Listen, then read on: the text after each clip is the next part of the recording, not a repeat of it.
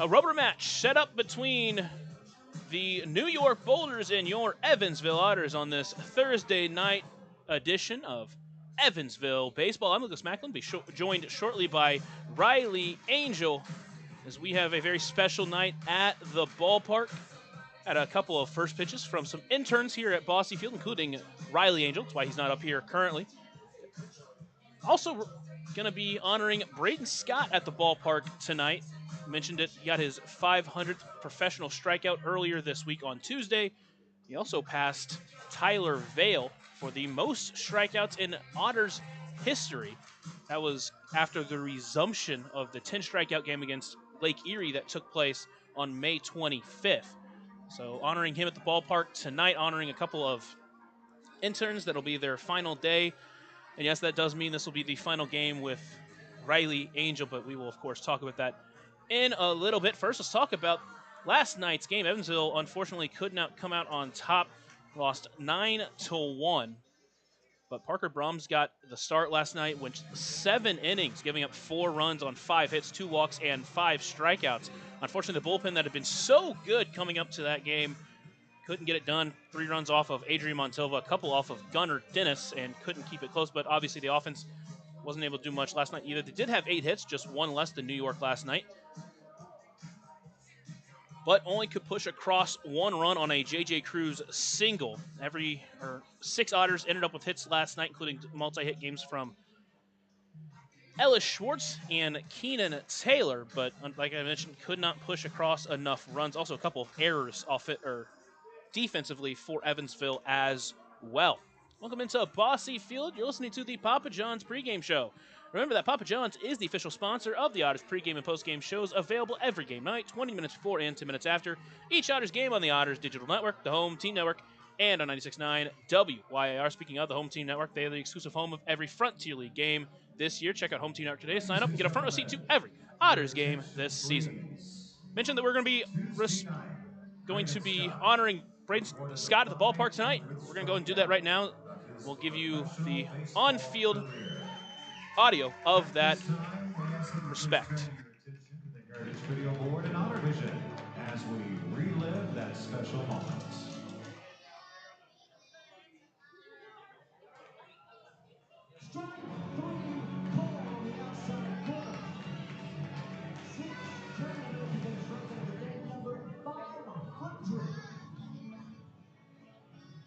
On July 29th, after the suspended game from the May 25th contest officially concluded, Braden Scott reached 375 strikeouts in an Otters jersey, officially giving him the most strikeouts in an Evansville Otters career.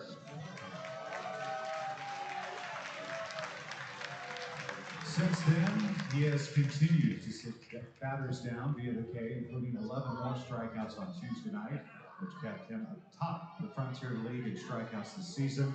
All this follows Braden's first Frontier League All-Star appearance in Troy, New York last month. Braden and fans, turn your attention back to the Heritage Video Board and Honor Vision once again, as we have a few special messages for Braden Scott. Hey, congrats, B. Scott. Incredible career, man. Nice years to do in the future. Keep going, man.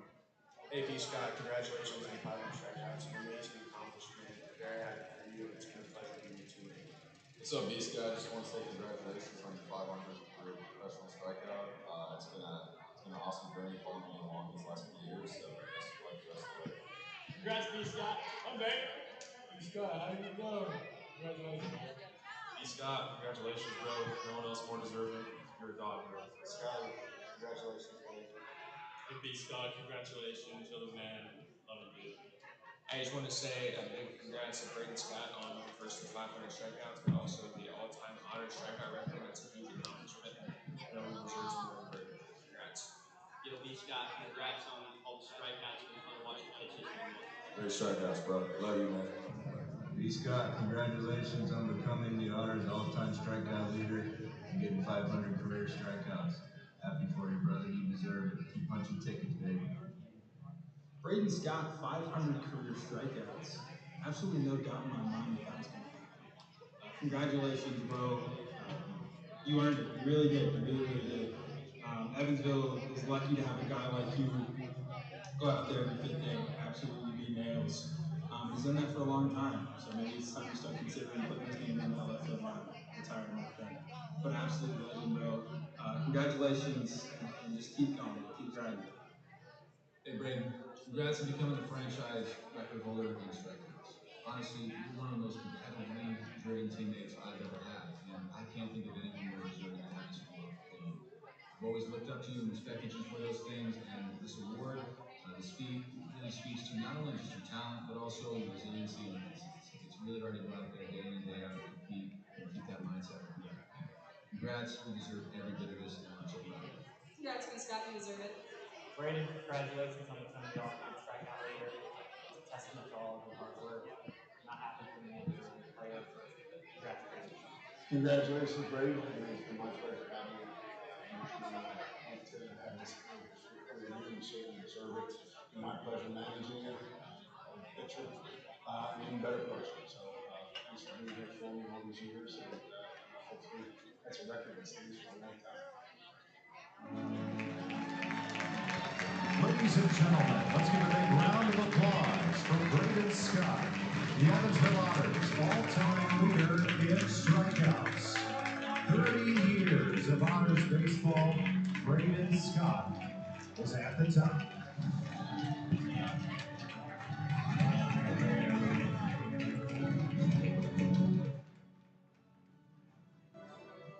Welcome back into Bossy Field. I'm Lucas Mack alongside my partner Riley Angel. For those that were listening to the radio broadcast, you are obviously listening to the honoring of Braden Scott, and why not? Obviously, the franchise leader in strikeouts, the Frontier leader in strikeouts this year, over 500 professional strikeouts overall.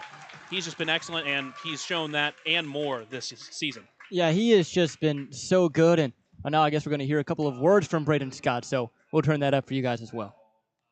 Thank you to everybody. Thank you to everybody here in Evansville, to Andy, Max, all the coaches and everything. Thank you to my great family and my host family. You guys are absolutely amazing, and I cannot thank you guys enough. Thank you to my awesome teammates and everybody that has supported me here. I appreciate it all. Thank you.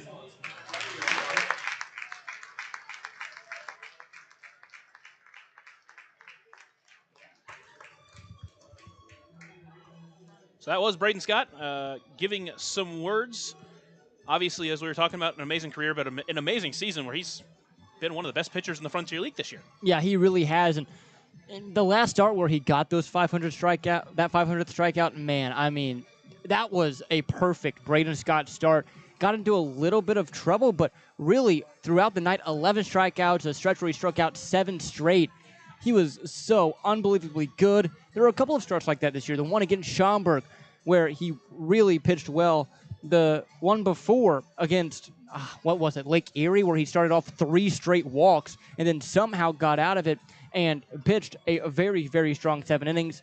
Just this Evansville team is so lucky to have a guy at the top of the rotation like Braden Scott, who every 5 days goes out there, gives it his best, and consistently gives you 7 very strong innings, and that's why he's at the top all time for Evansville Otters in strikeouts. And now that's 3 double-digit strikeout games this year. It's the first one that's gone over 10.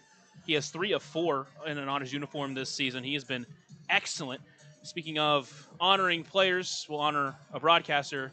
This, unfortunately, is my co-broadcaster, Riley Angel's final broadcast in the booth with us because he got a big boy job out in Iowa. Yeah, well, didn't expect that. But, yes, it's been very fun here in Evansville. Bittersweet, I think, would be the word to use. Obviously, very excited about my new opportunity near Iowa City. And now, this being the last Otters game, historic Bossy Field, wouldn't want it to be any place else other than here at home. It's been a great summer, been really fun, and I've really appreciated it. Yeah, and I can't speak for all the fans, but I'm sure I speak for most of them, and I'll speak for myself. It's been an absolute pleasure getting to broadcast alongside you, getting to listen to your broadcast when you're on the road, and getting to work alongside you. And we're going to miss you here, obviously. It's going to be a tough time without you, and we're going to have a little special guest here. Oh. And hey, Otter fans, it's been a while since I've been on here. Matthew Will, Director of Communications and Baseball Operations. I want to say from the bottom of my heart, thank you for everything you've done this year, Riley. Obviously, this is something that I've got to experience, and there are moments you're never going to forget. There's some highs, there's some lows, but I hope that you can look back on this season, take a lot from it, and more than anything, I hope in a few years we're all able to look back with positive memories. Soak this one up, enjoy 9 last innings, and we can't wait to see what you're doing next. So thank you so much for everything you've done this Thank year, you, man. Matt. Appreciate it very much. The second baseman, number 34, Kyle. So that was special, huh? It certainly was. Yeah, did not expect it. Don't really have words for that currently. It's been a great summer. Very, very thankful. Very few people get to do what we do every day, and whether it's an internship or full time, whatever. The fact that I've been able to sit up here and call professional baseball for a summer every day it's been an honor and it's been very special the past couple months. And with that, we'll go over the starting lineups for this game. We'll start with a little bit different. Let's start with the starting pitcher for Evansville. Yohan Gonzalez, now activated for the first time today, will be back starting on the mound. He's been excellent as a starter for Evansville, and hopefully he can go out there and give a big start and help Evansville try to win this rubber match. Yeah, let's really hope so, because you mentioned it. As a starter, he has been locked down. Now, he is coming off that 7-day IL stint, but it hasn't been that long since he's last pitched, so there shouldn't be a ton of rust for him to shake off. And hopefully he can do what he's been doing in an Otters uniform when he's on the mound starting games, and that's give this team a chance and go out there, give 5-6 innings of really good baseball, and that certainly gives your offense a chance to get going early and hopefully take a lead and end with their first series win since the end of June. His last outing against Lake Erie went 5 innings, did allow 3 runs on 5 hits, 4 walks, but really, I mean, what he did was there were runners on base, but he kept a lot of those runners from scoring, keeping Evansville in that game. Unfortunately, they weren't able to push across any runs. That was in the midst of their longest scoreless streak of the season at 21 against that Lake Erie squad, which is one of the best pitching squads in the Frontier League. But he did his job keeping Evansville in that game. The start before that against Quebec, 2 runs in 7 innings against Quebec, which is no slight task. And then a couple games before that, 7 shutout innings against Lake Erie again. So he has been excellent on the mound. Hopefully he can give another great start tonight. Oppositing him is going to be Isaac Rohde for New York. And we'll talk about him a little bit more when we get to that point. It'll be Evansville's starting lineup presented by Zane Cloudfelter up here on the Otters Digital Network, and 96.9 WYIR. Number 10, Dennis Pierce. Batting second, the right fielder, number 9, J.T. Benson. Batting third, the first baseman, number 20, L.J. Jones. Batting fourth, the left fielder, number 12, Keenan Taylor. Batting fifth in catching, number 28, Logan Brown. Batting sixth, the center fielder, number 24, Graham Brown. Batting seventh, the second baseman, number 17, J.J. Cruz. Batting eighth, designated hitter, number 11, Jared Campbell. Batting ninth, the shortstop, number 18, Brix Tavares. Pitching for the Evansville Otters, right-handed pitcher, number 19, Yohan Gonzalez.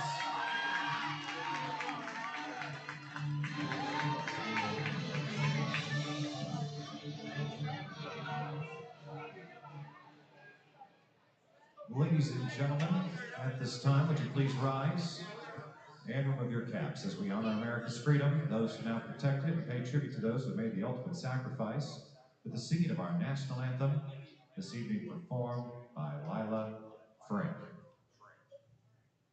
Oh, can you see by the dawn's early light what so proudly we hailed at the twilight's last gleaming, whose broad stripes and bright stars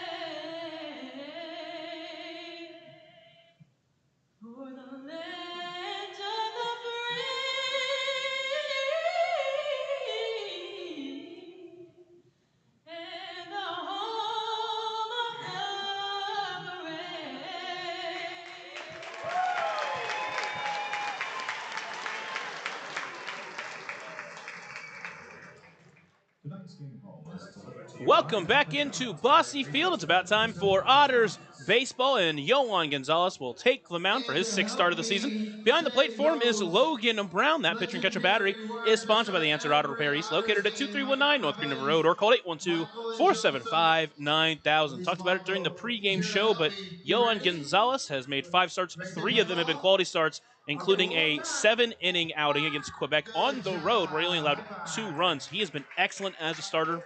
Coming off a little bit more of a rough start. We had to work through some traffic, but kept Evansville in it. And if he can do that tonight, really sets up Evansville to try to go and get the win. And you just hope that he's able to come off that IL stretch and be the same guy. Again, we talked about it a little bit during the pregame show, but it's not like he spent half the season on the IL like a guy like Adrian Montova. He's coming in here only about a week off. He was put on the IL just before our Florence trip, so it's not like he's been that thrown off from where his usual spot in the rotation would be. So you'll be able to come in here and just be exactly what he has been his last couple times out, and that's consistent. And both starters that Evansville's thrown out has had pretty good success. Obviously, Braden Scott, his excellent performance on Tuesday. But even Parker Brahms last night gave up 4 runs, but pitched through 7 innings, really kept Evansville in the game. It wasn't really until the back end, the bullpen that really just gave up 5 runs near the end of the game that really gave it away. So if he can do the same thing that the other 2 starters had done, hopefully Evansville can go out there and get them some runs. Absolutely. And again, he just needs to keep you in the ballgame. If he does what Parker Brahms did last night, that's perfectly fine, especially because this bullpen is rested. You've had 2 straight guys go 7 innings. This bullpen is ready to go with the top guys. So if you get a lead early and Yohan can get you into the 6th, allowing 3 runs, I wouldn't be surprised if they go their high-leverage guys in the 7th, 8th, and the 9th. Time to get underway. Austin Dennis is going to be leading it off for New York. Speaking of that lineup, Austin Dennis leading it off once again, followed by Kyle Hess at second base, Fritz Ginther in left field. First baseman Christian Ficke will be batting 4th. Alfredo Marte batting 5th at DH. Batting 6th in right field, Enzo Apodaca. Batting 7th and at third base, Santino Rosso. Batting 8th and catching, Jack Scanlon. And running out the lineup in center field, Ryan Vogel. First pitch from Yohan Gonzalez misses, and he'll start behind 1-0. Mostly sunny, slightly humid. Works quickly. Next pitch, that one is lined but foul, and it will get out of play, count being 1-1. An overhead foul ball brought to you by Heads Construction. Choose the best, never regret it. Gonzalez working from the windup, delivers the 1-1 pitch. That one on the ground towards second. Cruz will get it in on a hop. Throw to first is going to be bang, bang, but in time. Took a little bit extra time over at second base, but still able to make the play, and he's out number 1. And that's one where Dennis, if you're a second baseman and you look up and you see that he's busting it down the line, you have to get rid of it quickly. Thankfully, Cruz was able to still get the out, which, is a positive, still have that first out. But as an infielder, you have to be aware that even on a rollover, Dennis is going to be hustling down the line trying to beat it out. So with 1 away, it's Kyle Hess. Hess standing in on the left-handed batter's box. The first pitch to him finds the zone. Jumps out in front of Hess, 0-1. Hess entering the ballgame, .326 batting average. Just 28 hits on the season, but has been excellent in a short time here with New York. Here's the 0-1 pitch. Takes that one a bit low, even the count up at 1-1. So we saw Justin Fields go on the 7-day IL, so that means it'll be Logan Brown and Cohen Wilbanks splitting duties. Logan Brown obviously been playing really well behind the plate and hitting. Back behind the plate tonight. Here's the 1-1 pitch. That one misses up and away. It's 2-1. And also, with Logan Brown's ability at first base, you can play him there on nights he's not catching. A guy like Cohen Wilbanks, who is shown to be able to handle himself at the plate. No reason to worry about that. Here's the 2-1 pitch. That one is looped towards left into foul territory. Pierce will give it a look, but it will be too far out of the way. And the count will even up at 2-2. And the catcher position has been weird this year for Evansville because you have 3 guys who absolutely deserve to play. Right, you have Justin Felix, who is one of the best pitch callers in this league. Logan Brown, who has proven it in an Otters uniform before. And Cohen Wilbanks, who broke camp and was batting .340 for most of the year before being placed as the emergency catcher. Here's the 2-2 pitch to Hess. Swings that one. Soft looper up the middle. Tavares can't get to it. And that will get through for a 1-out base hit for Kyle Hess. Not extremely hard hit. Trackman says otherwise, but still, I had an opportunity there for Tavares to make the play just a little bit out of reach. That was kind of a knuckling liner right there. And a decent pitch from Gonzalez down And on the black, on the bottom edge of the zone at 92, most of the time that's going to get a rollover. But good piece of hitting there from Hess to just poke it right back up the gut. Next up is Fritz Ginther. Stands in with 1 out, 1 on. Here's the first pitch to him. That one is fouled off towards the right.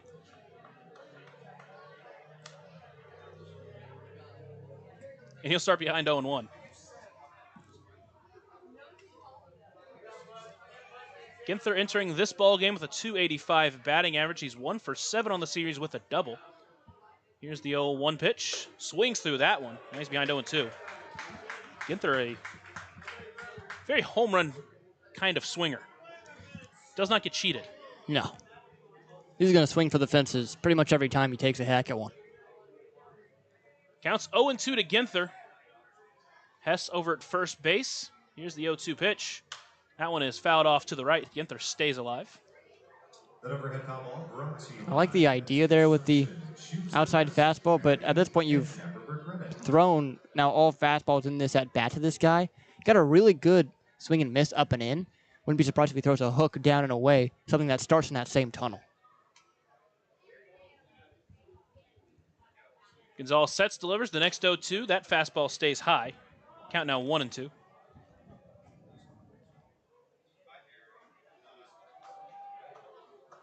Hess over at first base. And it looks like time called by the umpire. Looks like they're just checking on something. Everyone's set. We'll reset the pitch clock. Hess over at first base, just 4 stolen base attempts in 26 games. Only had 7 during his final season at Creighton. Next 1-2. That one lined into right field. In on is Benson, but he's going to drop in front of him. And back-to-back 2-strike singles have runners at first and second with only 1 away against Yohan Gonzalez.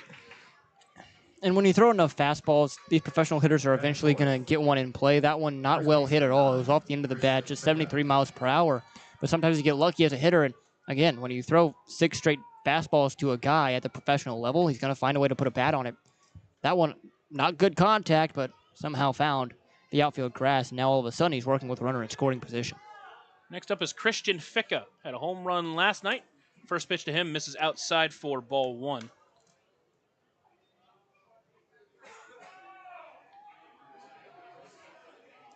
Ficca stands in the left-handed batter's box. Here's the 1-0 pitch from Gonzalez. That one, a backdoor breaker that finds the mark and evens the count up at 1-1. Hasn't thrown a lot of those off-speed pitches, but both of them have looked pretty good so far. Gonzalez looks into Brown and comes set. Looks back at second. Now delivers the 1-1 pitch. Another breaker, another strike. Beautiful pitch. And he's got Ficca at 1-2. And now that you just come off the slider and then the curveball and you're ahead 2 strikes, you can pretty much do anything you want here. Just make sure that you don't leave one in the middle of the zone that Ficca can attack. Gonzalez trying to find that put-away pitch. Here's the 1-2 pitch. That one called strike 3 at the letters. German American Bank strikeout number 1 on Christian Ficca. And there's 2 away. Dropped in 3 straight beauties of off-speed pitches to get Ficca there. And now it's Alfredo Marte. Big spot here early in this ball game. Steps in with 2 on, 2 away here in the top of the first inning. Here's the first pitch from the Otters pitcher. Breaker got him swinging out in front. He's out in front 0-1. He's starting to gain confidence with that off-speed stuff. I think to start the game he wasn't too confident in it, but it seems like he's found a groove. And if he's able to work that fastball in now too, it's going to be really good. Here's the 0-1 pitch, another breaker. Marte checked his swing. He did not go, says the first base umpire, which is Robert Moreno tonight. And the count's 1-1. Big Poppy behind the plate. I think different David Ortiz. Oh, dang. Did think it was Celebrity Night at the ballpark, so I was shocked it wasn't Big Poppy. I was ready to get a baseball signed. Here's the 1-1 pitch to Marte. Another breaker. That one misses outside, 2-1. Marte, the former Arizona Diamondback, Didn't get a hit in the series against Down East in those 3 games. Trying to find his way back. 3 hits so far in this series. He's 3 for 8. Had a double back in game 1, a couple of RBIs last night. 2-1 pitch, swung through another breaker. Counts 2-2. Now all of a sudden, Gonzalez doesn't want to go back to the fastball now that he's found a groove with the off speed. I'm telling you, once he starts mixing up the stuff, it looks like he has the stuff to be really good tonight. The fastball doesn't look flat. It has some movement. Then the slider, he is dotting it on the lower part of the zone, and then we've already seen what the curveball can do. We'll see which direction he goes here with the count 2-2, 2 away, 2 on. Again, both hits he's given up were on fastballs. Not bad pitches. Both of them were, one was at the very bottom of the zone. The other one was at the very top of the zone. But a big hitter, Marte, here. You don't want to throw him the same pitch over and over and over again. Looks back at second. Now delivers the 2-2 pitch. Lined up the middle. Cruz played perfectly. He'll just step on second base. And that's in time for out number 3. So the shift works out in Evansville's favor. They strand 2 runners on in the first inning. At the bottom half, Otters will try to break onto the scoreboard here on the Otters Digital Network and 96.9 WYIR.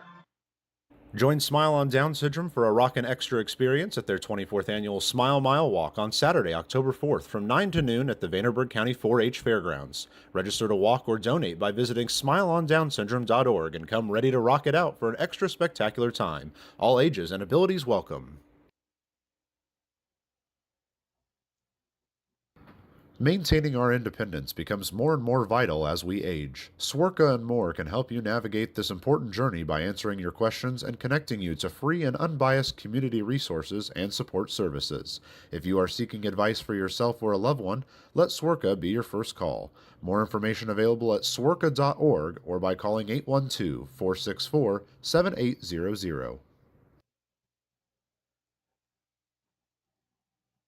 Smile on Down Syndrome is celebrating 25 years of serving smiles to the Tri-States Down Syndrome community. Not only do we offer programming and support services, we sponsor annual events that give people with Down syndrome opportunities to be stars of the show at our World Down Syndrome Day Ice Cream Social and Talent Show, Christmas dinner, and our Smile Mile, which is a day celebrating our Down syndrome community, their families that involve the entire tri-state community, and the highlight of the year when individuals with Down syndrome really shine like a star among smiling supporters. Learn more and find your way to get involved and show your support at smileondownsyndrome.org.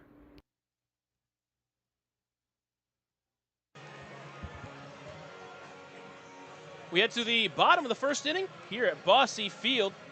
It's Isaac Rohde on the mound. Rohde on the mound. Behind the plate, Jack Scanlon. That pitcher and catcher battery is sponsored by the Answered Auto Repair East. Find your battery needs at the Answered Auto Repair East, located at 2319 North Green River Road, or call 812-475-9000. Sure you don't want to stay? Because apparently I can't make that read anymore. Oh, well, I'm sure the Answered Auto Repair East will help you with that. Dennis Pierce, the Edward Jones leadoff batter of the game, is going to lead it off against Rohde. First pitch is up and in, and he'll start in front 1-0. You know what that reminded me of? No idea. My first pitch. Yours just a little bit more inside. More outside. Yeah. Or inside. I guess technically to Pierce it would have been inside. That pitch misses inside 2-0. Probably would have put him to first base. I'll say the difference between your pitch and his pitch is that you would have taken his head off. Yeah, yeah. You threw it at least 95 miles per hour, though, to be honest. 2-0 pitch. That's on the ground towards third, but foul.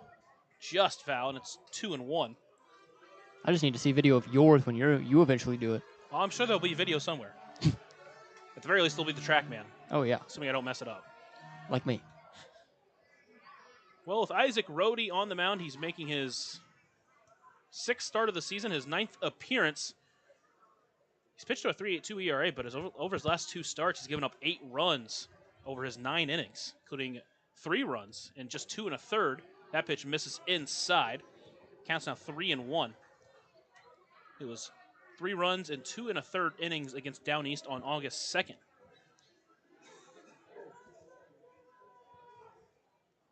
Here's 3-1 pitch. That one inside, and it hits Dennis Pierce. Would have walked him either way, and that'll be a leadoff base runner for Evansville. Yeah, and I'm sure Pierce would have preferred, especially on a 3-ball count, not to be hit. If you're going to put him to first, make it not hurt. But still got a runner on on first to lead off the inning, and Pierce is going to try to walk this one off. I mean, got him right in the knee. And yes, it was only 85 miles per hour, but again, when you're throwing it that hard and you hit a joint like that, an exposed joint like the knee is, it's going to hurt. Same thing as the elbow. So I stand corrected, his last outing was not a start. It was a relief appearance. He entered in the 6th inning, went 2 1/3, and gave up 3 runs in his last inning. Had to be relieved by Tyler Vale. That I will remind everybody, it's the guy that Braden Scott passed to become the franchise leader in strikeouts for Evansville. Pierce still out there, gives a little jog, just trying to make sure he can walk it off. He will step on first base. He's okay. And now JT Benson's going to step up with a runner on and no one away.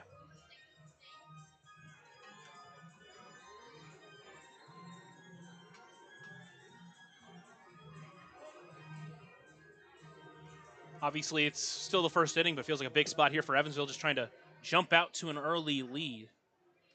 Last night, after only being able to put up 1 run, first pitch to Benson misses outside ball 1, so some command issues for Rhodey.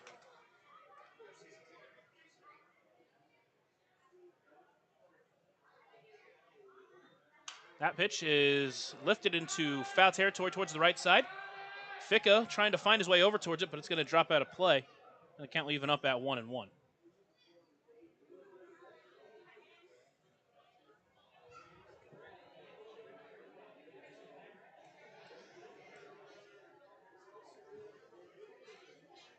Rhodey's in his first professional season. Last year, played for LSU Shreveport.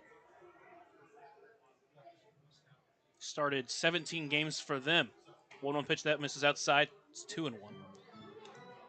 Pitched to a 1.68 ERA during his 2024 season.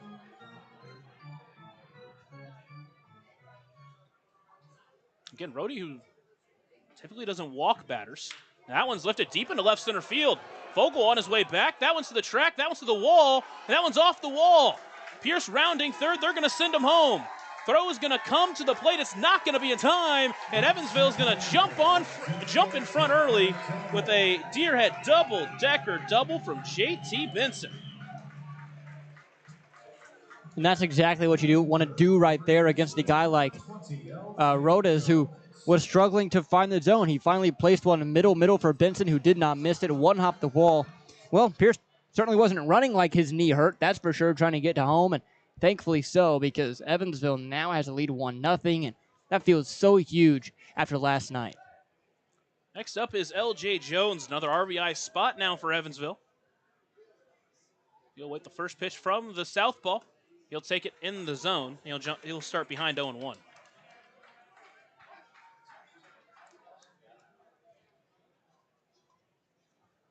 Evansville entering this game at 25-49. That one misses high and tight, evening the count up at 1-1.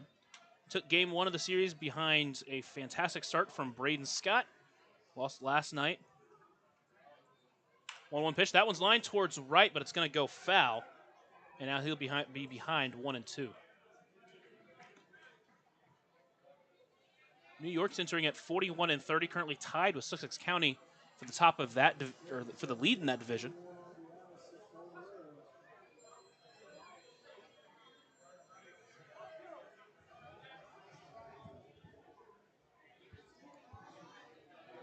Jones steps back in. Rhodey comes set and delivers. Swing and a miss for strike 3. Big out number 1 for Rhodey. And with 1 away, it'll be up to Keenan Taylor batting in the cleanup spot tonight. Batting for left fielder, number 12, Keenan Taylor. This will be the second time this season he's batted in the 4-hole. Again, an big RBI spot here early in the game. First pitch to him, that one is called a strike at the knees, maybe just a little bit below. He'll start behind 0-1.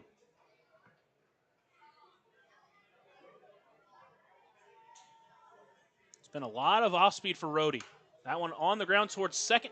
It's Hess who will charge it. The glove flip is going to be not in time, and Taylor beats it out for an infield single. A high looping toss from second allowed Taylor just to beat it in time. And that's what makes the glove flip so difficult, because if you don't put enough on it, it's going to just stay in the air forever, and that's exactly what happened there. And Hess, obviously, that's the only play he had to try and get Keenan, or else he risks bobbling it and maybe even throwing it away. But how about Keenan Taylor hustling down the line on a ball that he very well could not have to get himself on first, and now runs at the corners. First pitch, Brown squares but pulls it back. That pitch misses outside 1-0. You mentioned runners on the corners, still only one out. Otters do lead 1-0 after a JT Benson double scored Dennis Pierce. Chance to add some more here with Logan Brown. Squares around a bunt, puts it down, but foul.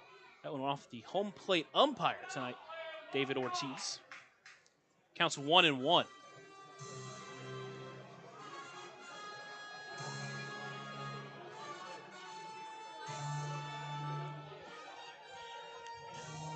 Seen Logan Brown try to drop down some bunts before. It's an interesting spot to do it here. Benson over at third base does have plenty of speed, though. So if he can place one down perfectly, it would score him. But now the count 1-1. Let's see if he goes for the same. He does. Puts it down right in front of the plate, but foul. Just to the side of the plate. And to be fair, if that one did go fair, I think Benson was going to score. I think so, too, especially because the catcher in Scanlon was the only one at the plate to it. And it would have been really hard for Rhodey to come to the plate and make a tag. So that counts 1-2 to Logan Brown. Doubt he'll square on to bunt here. To fight from behind. Rhodey's going to look in, trying to find the put-away pitch. Comes, sets, and delivers, and it's inside, and it hits Logan Brown. Second hit batter of the inning, a curveball that just didn't curve. And now the bases are loaded with one away. Man, and Rhodey is furious with himself after that one, screaming into his mitt to the left side of the mound, and already a meeting going to take place. Still no one up in the bullpen, so it's just going to be trying to calm his pitcher down here. But now Evansville, with a guy like this who's not settled in, this is where you have to take advantage. You cannot go out of this inning only scoring one run. Hopefully, ideally, you score 3 or 4 and not put it away early, but make it really hard for New York to come back in the middle innings and late innings of this one. It's going to be Graham Brown. Steps up with the bases loaded. Still only one away against the southpaw Isaac Rhodey.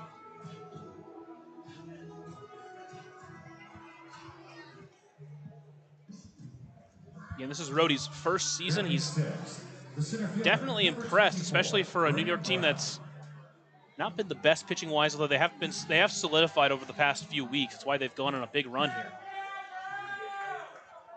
But he's been touched for 3 runs in each of his last 2 outings. Here's the first pitch to Brown. That one misses inside, ball 1.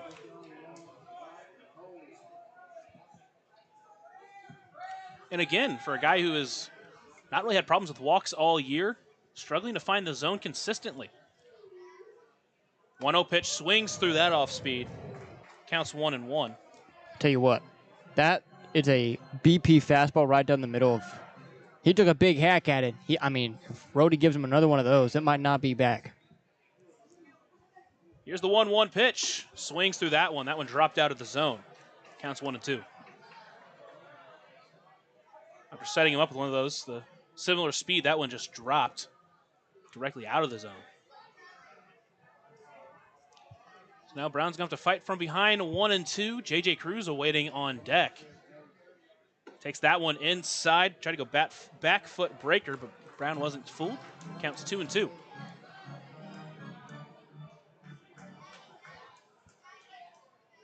Works quickly. Here's a 2-2 pitch. That one lined deep into center.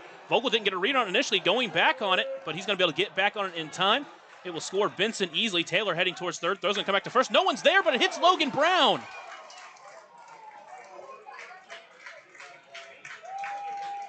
Sack fly for Graham Brown. And that ball that came in from center was going to first. There was no one covering first. But fortunately for New York, it was directly at Logan Brown, and he stopped it. Yeah, Hess was out in center trying to cut that one off and make a play. I guess he thought Ficka was still over covering first base with Brown a little bit off the bag, but Ficka was playing the cutoff position towards the regular second base position, and if Logan Brown is right there and that gets all the way to the fence, it's a 3-0 ball game. So that's J.J. Cruz. Runner's still in the corners. Chance to add some here. First pitch to him just hits the bottom side of the strike zone. And Rhodey starts 0-1. Works quickly. Here's the 0-1 pitch. That one is a soft looper towards third, but foul. Now the count's 0-2.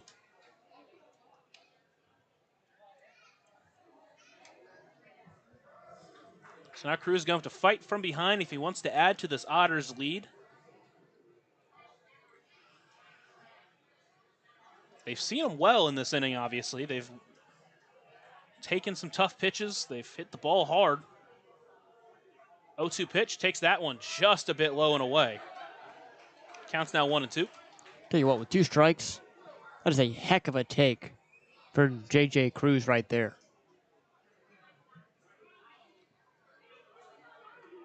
Rhodey looks in to his catcher.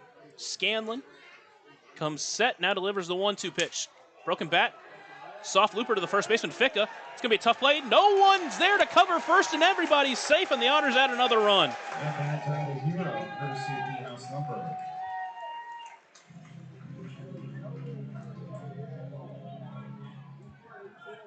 Rhodey tried to get over there, but just wasn't over there in time. Another effort play from Evansville to beat out an infield single. Yeah, it really was. And that's a tough play for anyone with Hess not knowing whether Ficka was going to take that one or not. No one covering the bag over at first. So it allows Cruz to get there, and that's probably the softest RBI single he's ever had. So now there's 3 in this inning. Still 2 away. Runners at first and second for Jared Campbell. First pitch called a strike just on the outside part of the plate. Campbell will start behind 0-1. 0-1 pitch, breaker that finds the inside corner. And now Campbell's behind 0-2. He's gone outside, he's gone inside. Last night Campbell earned a walk, scored a run. Nice to work from behind 0-2. Here's the pitch. Takes that one outside. Counts 1-2.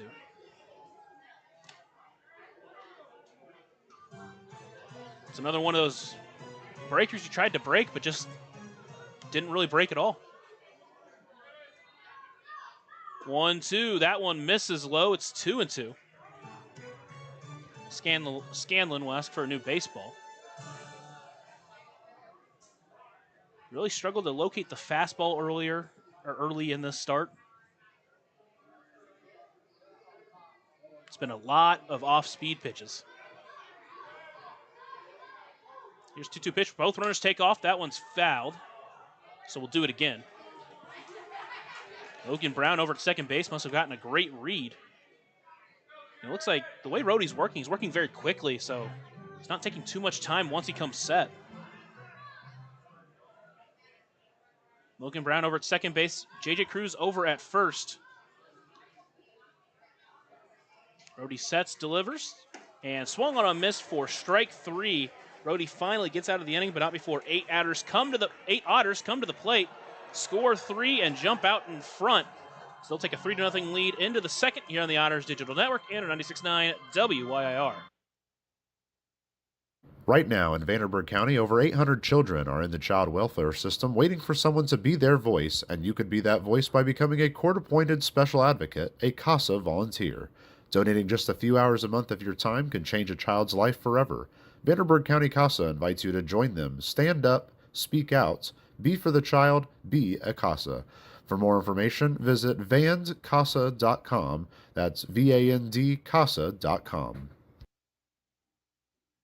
Smile on Down Syndrome is planning a Rockin' Extra Smile Mile celebrating 24 years of walks to support individuals rocking that extra 21st chromosome on Saturday, October 4th at the Vanderburgh County 4-H Fairgrounds. This event will rock your socks off with a vendor mall, food trucks, face painting, special guest appearances, a Rockin' Extra talent show, and more. To learn more about how to rock at the walk or how to become an event sponsor or even to make a donation, visit smileondownsyndrome.org or text 812-449-6049 for more information. This sponsored event is open to the entire tri-state community.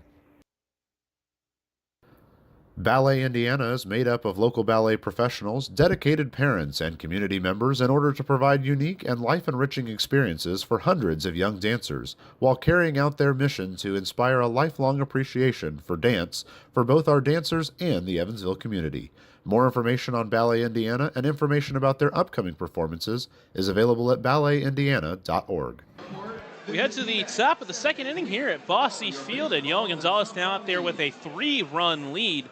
He will have the duty of setting down the 6, 7, and 8 batters in this inning, starting with Enzo Apodaca. There were a couple of hits off of him in that first inning, but nothing too hard. There were no extra base hits. Both of them were 2-strike hits, and he really started to find his groove as the inning went on. And now he's got a lead to work with, so he should be a little looser out there knowing that he has 3 runs. Obviously, you don't want to give up any. You want to keep it at that 3, but you do have a bit of a cushion now, so we'll see how Yoan performs. Apodaca will step in with a .314 batting average during his early New York career. First pitch, that one misses just low, and he'll start behind 1-0. Feels a lot like his start against Quebec, where Evansville jumped out to a 3-0 lead through 2 innings. That one lined up the middle. Tavares going to be able to try to field it, but bobbles it. Not going to be able to bring it in. There'll be no play to be made. Let's see if they're going to list that one as a hit or an error. But either way, the first base runner will reach with no one out. In that start against Quebec, did give up a couple of runs in his second inning of work. Allowed Quebec to come back a little bit, but really settled in after that. So he's shown to get better as the game progresses. So hopefully we'll see him do that as well. That one will be listed as an E6. Now it's Santino Rosso. First pitch misses way outside. And the count will be 1-0. I'll tell you what, there's a dog down here that's either having a really good time barking or not having a good time at all. Counts 1-0 to Rosso. Next pitch, that one misses outside, 2-0. I'll tell you what, I think it's 2 different dogs. I think they're communicating. Oh, now I just heard a third one.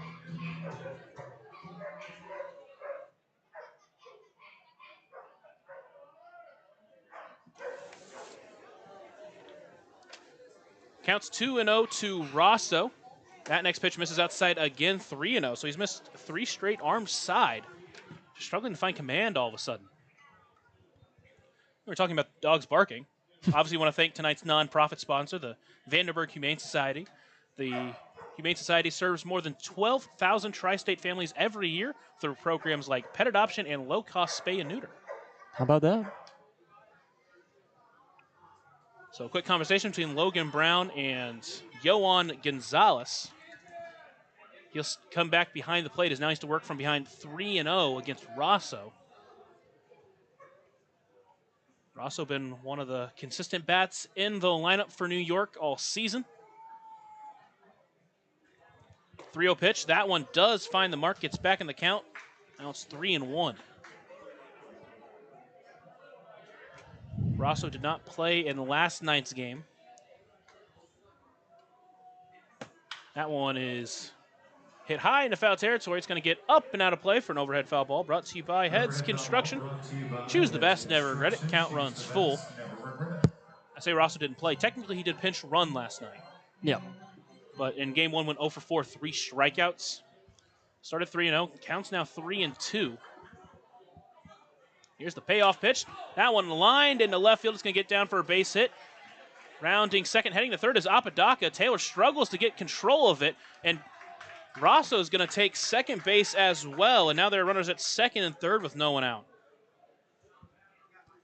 Well, it's 2 straight now where Evansville That's probably a double anyway. Even if Taylor gets it cleanly or not, but still a couple of defensive miscues here for Evansville to begin the top of the second. And now all 3 of the hits off of Gonzalez are 2-strike hits. And now it's Jack Scanlon in a big opportunity here trying to cut into that Otters lead. Here's the first pitch to Scanlon. That's chopped towards first. Jones will backhand. He's going to come home with it. Throw's going to be in time, and he got him. What a play by L.J. Jones. Cuts down the runner at home, and New York stays off the board. And that's huge. That's not a play that LJ makes a month ago. You know what I mean? I mean, that was a really good play from LJ right there. Charging backhand spin throw on the money to Logan Brown behind the dish. Cuts down a run. And now that gives his pitcher and Yohan Gonzalez a chance to get out of this one scoreless. Still going to be a task, runner on third with less than 2 outs, but certainly doable now. So now Ryan Vogel, the 9-0 hitter. First pitch to him. Takes that one on the inside corner for a strike, and he jumps out in front 0-1. Defense, again, didn't really help him out early in the at-bat, or in the inning, but it really helped him out there. Now here's the 0-1 pitch to Vogel. He fouls that one off. Now he's got Vogel at 0-2. Chance to get a big strikeout here against the 9-hole hitter who enters with a 426 OBP, 46 hits, a couple of home runs on the season. It's been a tough out, especially recently, a couple of hits in this series as well. Here's the 0-2 pitch. That one is fouled off into the right side. Jones will try to find it, but it's going to get overhead and out of play. Count will stay at 0-2.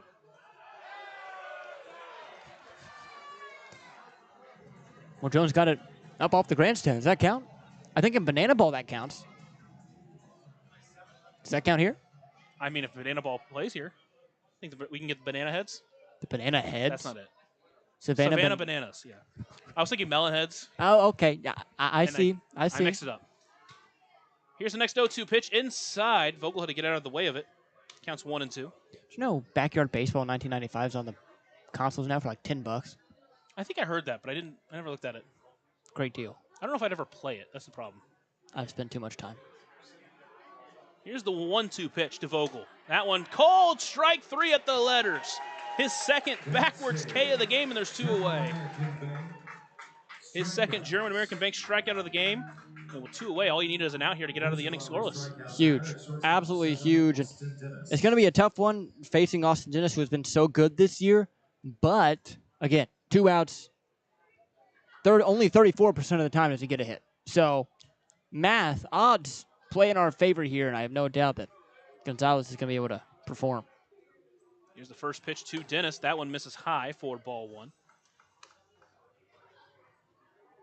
He's had to deal with some traffic in this game. Couple base runners in the first inning.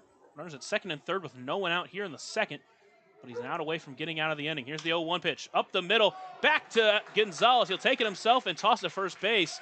And it's in time for out number 3. Yohan does a magic trick. Escapes 2 runners on with no one out. And keeps this game scoreless for New York. Otters lead 3-0, coming back to the plate in the second inning here on the Otters Digital Network and 96.9 WIIR. Smile on Down Syndrome has been providing a bright hope for tomorrow to the tri-state region for 25 years, providing smiles, support, and programs for individuals with Down syndrome while raising community awareness to create a brighter world that accepts and understands people with Down syndrome. Learn more now at smileondownsyndrome.org.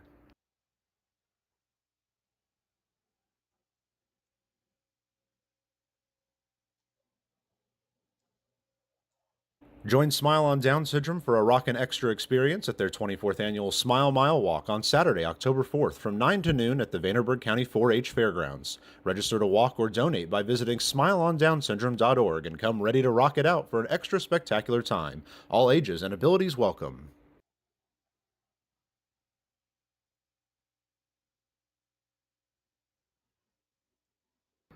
Maintaining our independence becomes more and more vital as we age. Swerka and more can help you navigate this important journey by answering your questions and connecting you to free and unbiased community resources and support services. If you are seeking advice for yourself or a loved one, let Swerka be your first call. More information available at swerka.org or by calling 812-464-7800. The Otters coming to bat here in the second inning. And they really sold this guy well in the first. Hopefully they can try to add some more runs here in the second. Yeah, and a lot of his misses were armed side, so it was allowing these right-handed hitters to get the barrel out into the zone and drive the baseball. A couple of times they were hit as well, which helped. Let's hope that the bottom of this order, and then when we flip it over to the top, that they're able to see him just as well the second time through. Yes, and it's Crix Taveras, 9-0 hitter, trying to set the table for the top of the lineup. He'll begin this inning. First pitch to him. Swung at that one. Didn't mean to, and he's behind 0-1. Started him off with an off-speed pitch, what he used most of the first inning. Fooled him on that one. Here's the 0-1 pitch. That one hit up the middle. It's going to be the shortstop, Dennis, who's going to backhand it. Throws, going to pull him off. And surely that's going to be ruled a base hit, as that was a tough play for Austin Dennis. Well, with that, just want to remind you that tonight's nonprofit partner, the Vanderbilt Humane Society, did you know that they operate a low-cost spay and neuter clinic? Their team provides affordable surgeries Monday through Friday year-round. That one was ruled a hit, and so a leadoff single for Evansville will lead to the top of the lineup, and Dennis Pierce, he takes the first pitch high for ball one. I will say, got our dog spayed at VHS. Effective. Fair. Here's the 1-0 pitch to Pierce. That one misses outside 2-0.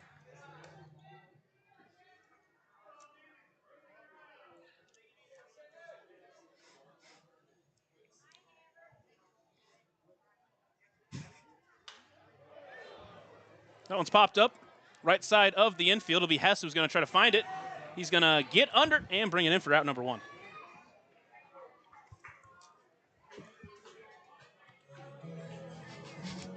Right fielder, number 9, J.T. Benson.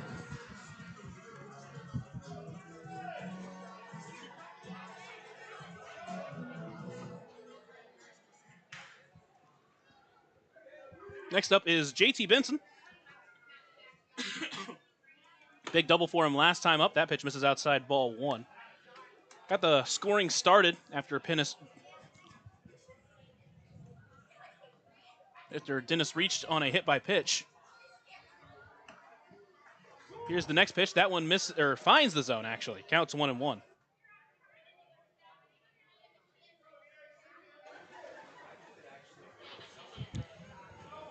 Here's the 1-1 pitch to J.T. Benson as Brody delivers. That one misses outside and low, 2-1. It's an interesting way to use a bottle. Yeah, there's a kid right in front of us who has a puncture in the bottom of the bottle he's using, and instead of using the cap, he's just squeezing whatever's in the bottle just right in his mouth. 2-1 pitch. That one's on a line towards short. Dennis fields it. Throw to second in time for one. Throw to first in time for a double play. 106 off the bat, but unfortunately goes right to the shortstop for a 6-4-3 double play. The Otters get a hit, but eliminate it with the double play, and they are out of the second inning. Scoreless, we head to the third. Otters lead 3-0 here on the Otters Digital Network and 96.9 WYIR. Smile on Down Syndrome is celebrating 25 years of serving smiles to the Tri-States Down Syndrome community. Not only do we offer programming and support services, we sponsor annual events that give people with Down Syndrome opportunities to be stars of the show at our World Down Syndrome Day Ice Cream Social and Talent Show, Christmas dinner, and our Smile Mile, which is a day celebrating our Down syndrome community, their families that involve the entire tri-state community, and the highlight of the year when individuals with Down syndrome really shine like a star among smiling supporters. Learn more and find your way to get involved and show your support at smileondownsyndrome.org.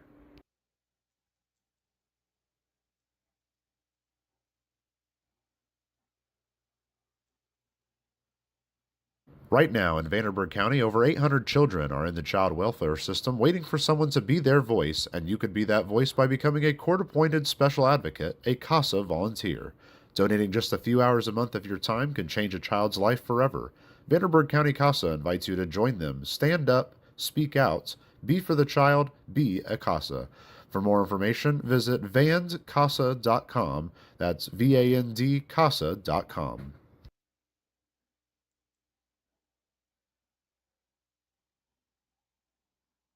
Smile on Down Syndrome is planning a Rockin' Extra Smile Mile celebrating 24 years of walks to support individuals rocking that extra 21st chromosome on Saturday, October 4th at the Vanderburgh County 4-H Fairgrounds. This event will rock your socks off with a vendor mall, food trucks, face painting, special guest appearances, a Rockin' Extra talent show, and more. To learn more about how to rock at the walk or how to become an event sponsor or even to make a donation, visit smileondownsyndrome.org or text 812-449-6049 for more information. This sponsored event is open to the entire tri-state community.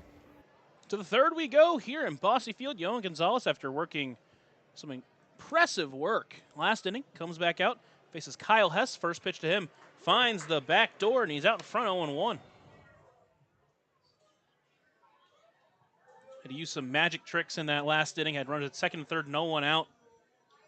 The 0-1 pitch, another backdoor breaker finds its mark, and he's out in front 0-2 of Hess. To begin this game, he was using a lot of the fastball. Maybe we thought didn't have a ton of confidence in the off-speed stuff. But, boy, that's flipped around. Throwing a ton of off-speed right now, and it's working. It feels like when he finds his groove, he is so hard to hit. Here's the 0-2 pitch to Hess. That one does miss high and away.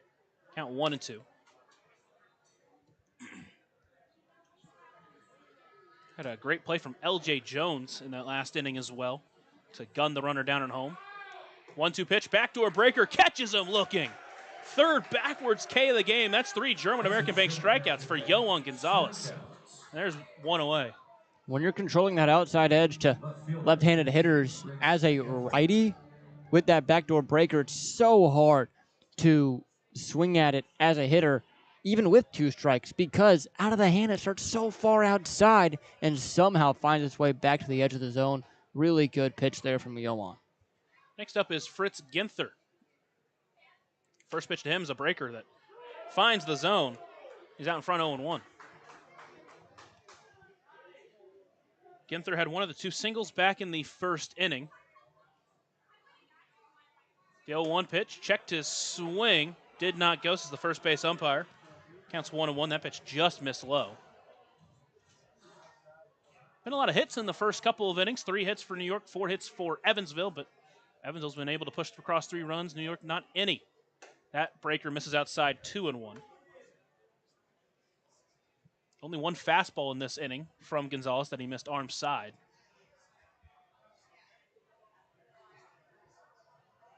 Works from the windup. Here's the 2-1 pitch. Fouls that one off. Big swing from Ginther.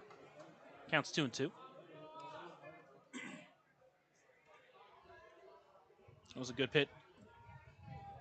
That was a well-pitched fastball. Up and in the zone. Here's the 2-2 pitch to Ginther. That one chopped back to Gonzalez. Can't grab it, but Cruz behind him. Throw to first is going to be in time for out number 2. Had him way off stride on that one. Barely put any power on it. Thankfully, Yohan didn't affect it too much. Cruz was able to get it and throw it to first in time for out number 2. Yeah, kind of just skipped below his glove. Didn't really take it off balance. Maybe just slowed it down a little bit. Great thing about that play is since Yohan touched it, it will go down as a 1-4-3. I didn't even think he touched it, but I guess he might have. I don't know. First pitch to Ficca. Does miss outside and low. Counts at 1-0. Honestly, even if it didn't, I just kind of want to put 1-4-3 in my scorebook. We can see the official scoring. That one fouled off. Big swing from Ficca, but can't put it into fair territory. Counts 1-1.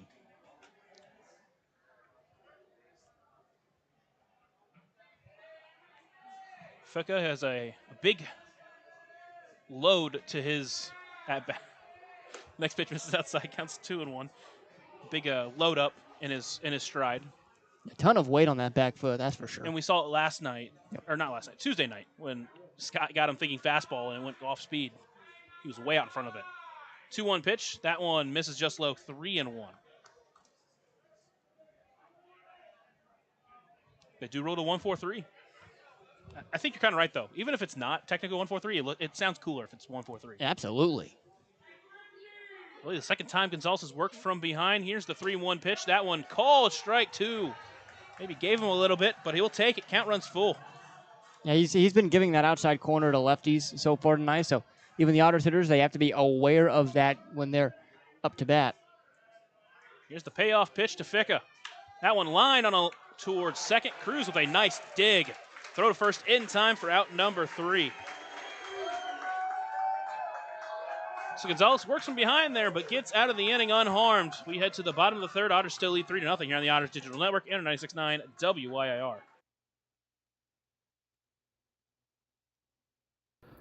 Ballet Indiana is made up of local ballet professionals, dedicated parents, and community members in order to provide unique and life-enriching experiences for hundreds of young dancers, while carrying out their mission to inspire a lifelong appreciation for dance for both our dancers and the Evansville community.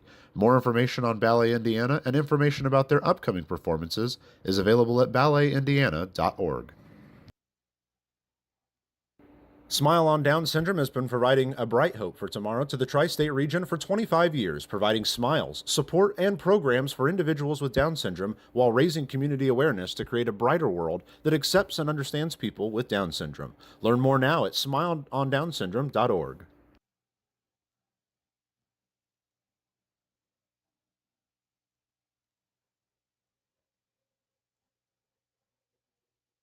Join Smile on Down Syndrome for a rockin' extra experience at their 24th annual Smile Mile Walk on Saturday, October 4th from 9 to noon at the Vanderburgh County 4-H Fairgrounds. Register to walk or donate by visiting smileondownsyndrome.org and come ready to rock it out for an extra spectacular time. All ages and abilities welcome.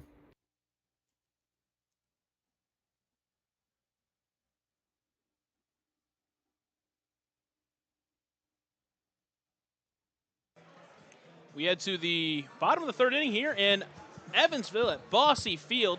Otters lead 3-0. Been talking about it. Thank you so much for tonight's nonprofit partner, the Vanderburgh Humane Society. Did you know that VHS provides humane education programs for 3,000 children each year on topics like responsible pet ownership and dog bite prevention? My brother, before he got a full-time job, not full-time, he's still in school, but like to, as LJ Jones lines that one but foul. So he liked to help out at the VHS, his local VHS. He's a big animal lover. So Me too. Got 2 dogs at home, 2 little pit bull mixes. So we haven't had a dog for about a year. Oh. And he's been able to go down there and hang out with them and walk the dogs that are down there. Here's the 0-1 pitch to LJ Jones, trying to start off this third inning the right way. Takes that one high. Count leaving up at 1-1.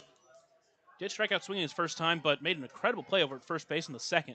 Cut down a runner trying to take home.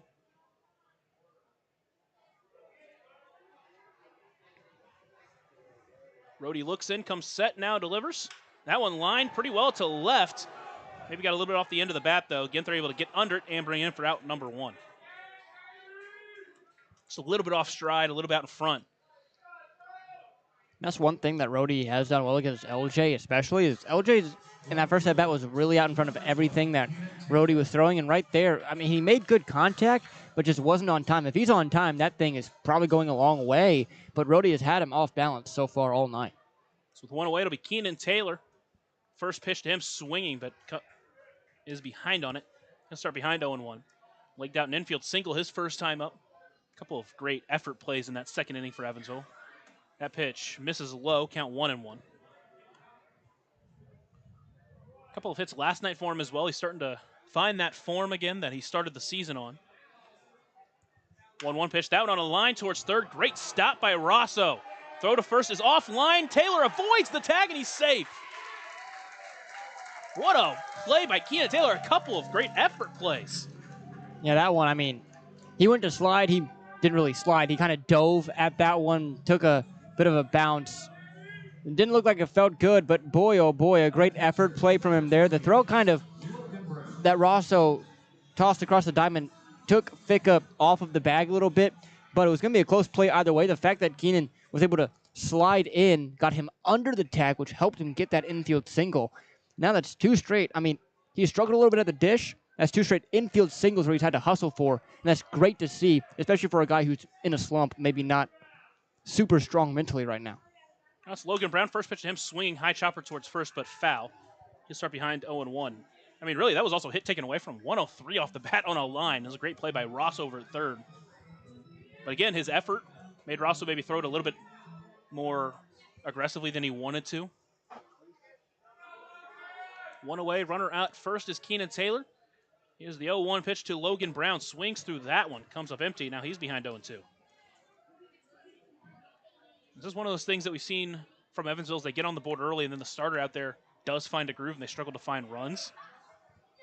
Here's the 0-2. That misses outside 1-2. That's why it's so important to get those runs early, get that lead, especially if you start to find yourself in a groove against that pitcher out there. 1-2 pitch. That's on the line towards right. That's sinking. It's going to get down for a base hit. Taylor around second, but he'll stay there.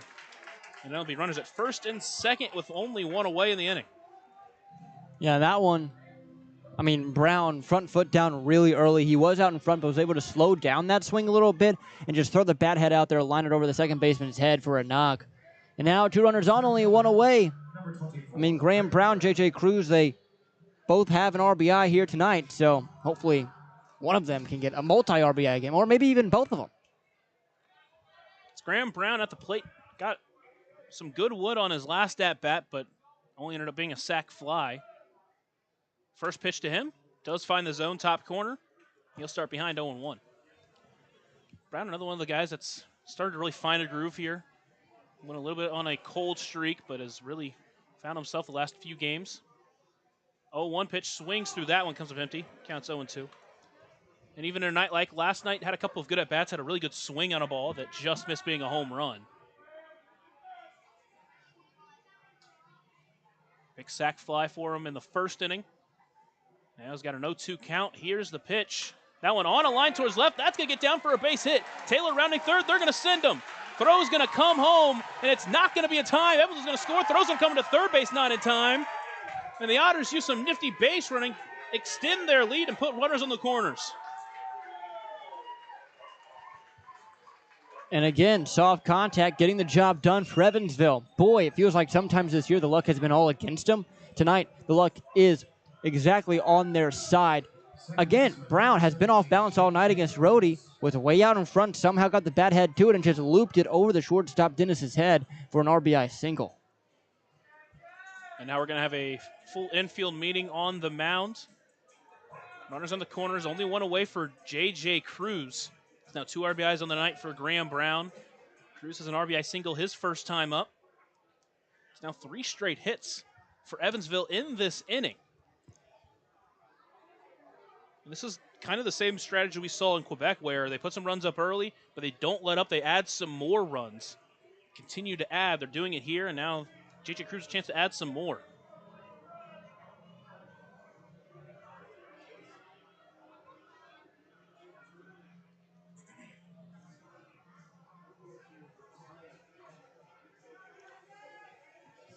Cruz steps into the left-handed batter's box. A single and an RBI already in this game. First pitch to him, misses low for ball 1. He had the lone RBI in last night's game as well. Now works with a 1-0 count. Here's the pitch. Swings that one high and deep drive into right. Apodaca is back to the track, to the wall, and that one is gone. J.J. Cruz, 3-run home run. His 9th of the season, and Evansville's broken this one open. It's 7-0. Ladies and gentlemen, J.J. Cruz.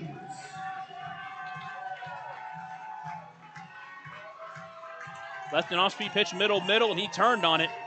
You see him do that a lot this year. Obviously tied the record for most home runs in a single game with 3 in Schaumburg.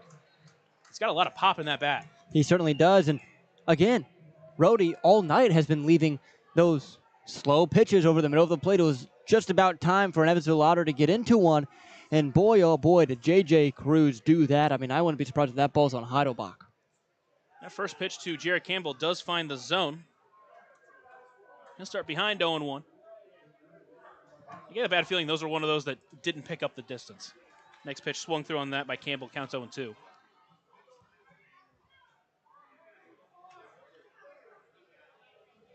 Bad trackman spot. Darn. I mean, that might threaten the one that Czech, I believe, hit earlier. Yeah. He hit one that was similar to that one. Same with Negrete from, who was it? Trois Riviere? That one swung on a miss for strike 3. Campbell goes down swinging for the second time tonight. Counts 0-2, or there's 2 away. You weren't even here for that game either. I don't think so. Well, I was here for early in that series, the first game of the series where he got a hold of one. He got a hold of one when I wasn't here, though, too. I think he hit that one further, the one you weren't here for. Oof. That dude's got some power. I just remember watching him in BP just launching them. 2 away for Crix Taveras. First pitch misses inside, ball 1. I'll say, hopefully there weren't any cars driving by because that one might have hit Heidelbach. 1-0 pitch. That one, a soft looper to right. That one's sinking. It's going to drop for a base hit. Taveras will get his second hit of the game. And the inning continues back to the top of the lineup and Dennis Pierce. Juan Carlos Negrete currently 13 homers on the year. He's also just missed some time. Yes, he has. He might be near the top of the charts if it weren't for injuries. Edward Jones, leadoff batter, third baseman, number 10, Dennis Pierce. Now it's the Edward Jones leadoff batter of the game, Dennis Pierce. Talking about home runs. This guy's leading the team in home runs. First pitch to him misses low for ball 1. And he's done it in about half the time. Yeah, he has been so good for this Otters team since he's joined. I mean, a full season of this guy? Whew. 1-0 pitch misses inside, 2-0. And I was talking with Matt Will, and you see with a lot of these guys that are coming for their first real professional season, they start to hit that wall. Mm-hmm. And so a lot of these guys, they're kind of hitting the wall. We saw it a little bit with Graham Brown, saw it with Keenan Taylor. 2-0 pitch, that one misses inside, 3-0. Obviously, Dennis Pierce came from playing college ball this season, so he's played a lot of baseball. Obviously, he's fought through it, but you start to wonder what this team's going to look like next year. So that one's fouled off 3-1. You know, you're a year older, you're a year more wise, and your body's a little bit more used to it. You start to be able to play like you've been playing all year. Especially could have a lot of talent going into next season. Especially if they're able to acquire some starting pitching. 3-1 pitch, that one fouled off. It goes to the left side. Crix was taking off, but he'll have to go back to first. Count runs full. Especially because statistically, they're at the bottom of the league in ERA this year. If you're able to acquire some lockdown bullpen arms and maybe 1 or 2 starting pitchers that you're very confident in, could be a good team next year. So fortunately, you have seen the ERA drop quite a bit. Yes. Went from about 6.7 to about 6, just over 6 ERA. That one misses outside, ball 4. Deerhead Sidewalk Cafe and Bar, and now they're runners at first and second, still at 2 away. JT Benson going to come up, 9th hitter to come to the plate in this inning. There's a pitcher warming up out in the Boulders bullpen.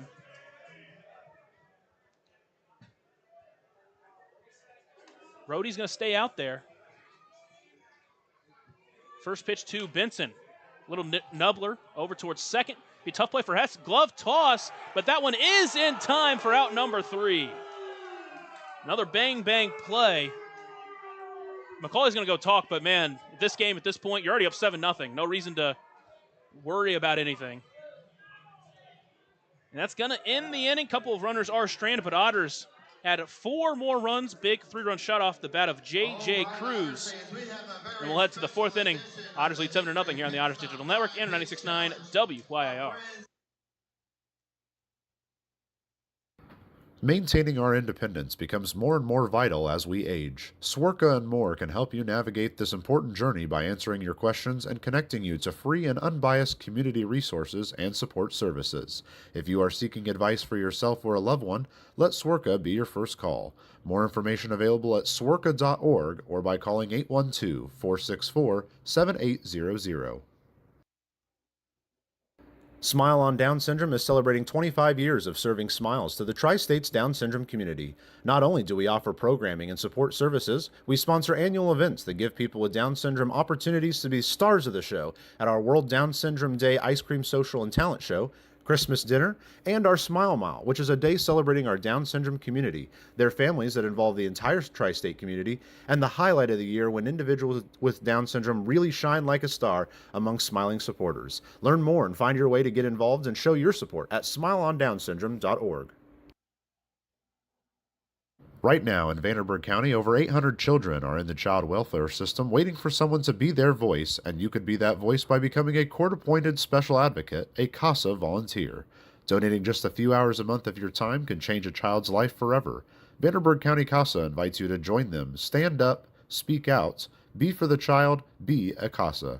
For more information, visit vandcasa.com. That's VAND-CASA.com.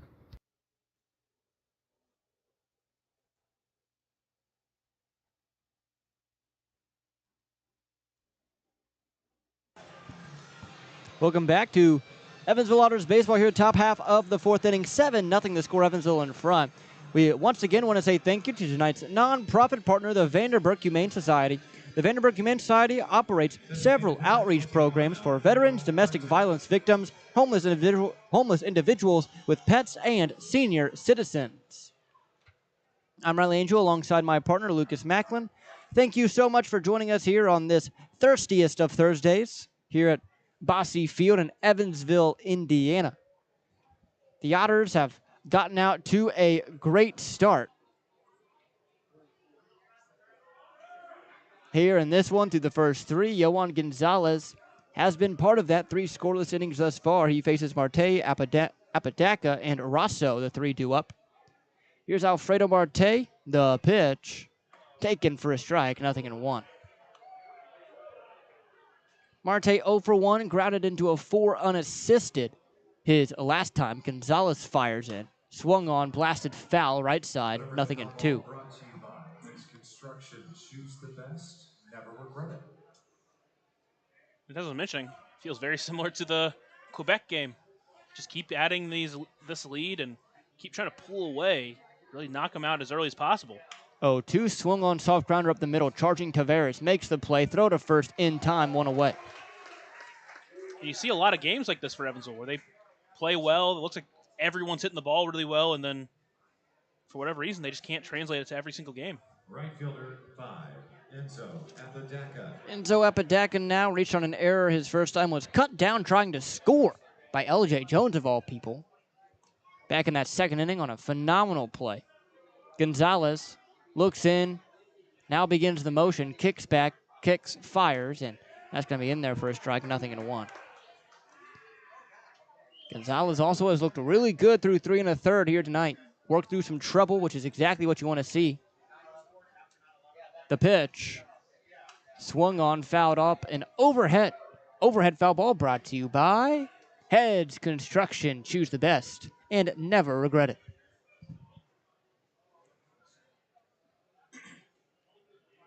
Nothing into the count, 1 away, top 4, 7-0 Otters, the pitch.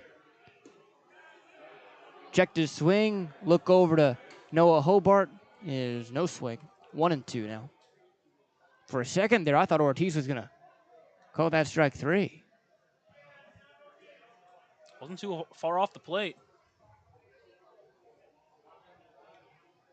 The pitch. That one, strike 3 at the top shelf. Another strikeout looking for Yohan Gonzalez, his 4th German-American Bank strikeout here tonight. And that's his 4th strikeout looking. I mean, they just are not picking up these 2-strike pitches.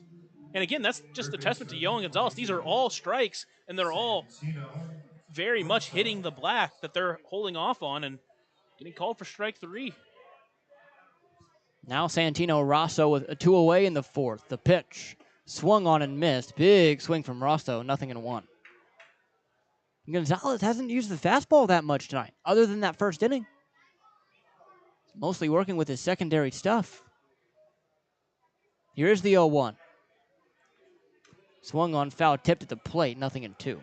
At this point, why not? I mean, he's doing a good job varying up his off-speed pitch. You see the breaker at times, you see slider, you see the changeup. He's doing a really good job at mixing up all three of those pitches in at different times, and he's just layering in that fastball every once in a while. And again, this is one of those spots where maybe we see him try to speed him up a little bit. Yoan sets in the middle of the slab, the right-handed thrower with the hands just above the belt. Rocks into the windup and fires. Missing outside, 1-2. Good Thirsty Thursday crowd for the second to last Thirsty Thursday here at Posse Field. Here in 2025 as the 1-2 pitch. Swung on, grounded to first, just inching foul. Tomorrow, the Otters and Lucas Macklin head up to Windy City. Then down to Mississippi. Before returning home for a 6-game stretch. End of the season fastly approaching. The 1-2. In the dirt. Nice block by Brown. 2-2.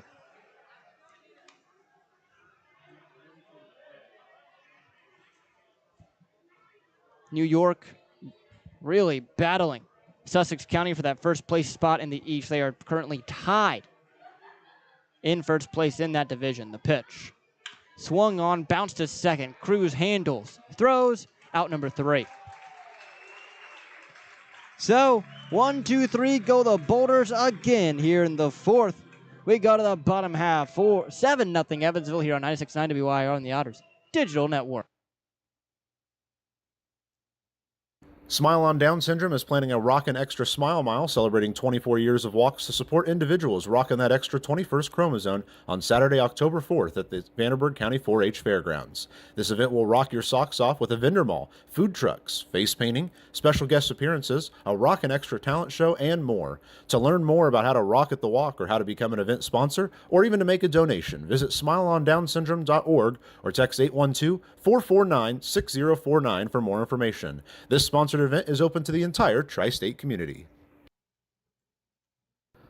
Ballet Indiana is made up of local ballet professionals, dedicated parents, and community members in order to provide unique and life-enriching experiences for hundreds of young dancers, while carrying out their mission to inspire a lifelong appreciation for dance for both our dancers and the Evansville community. More information on Ballet Indiana and information about their upcoming performances is available at balletindiana.org. Smile on Down Syndrome has been providing a bright hope for tomorrow to the tri-state region for 25 years, providing smiles, support, and programs for individuals with Down syndrome while raising community awareness to create a brighter world that accepts and understands people with Down syndrome. Learn more now at smileondownsyndrome.org.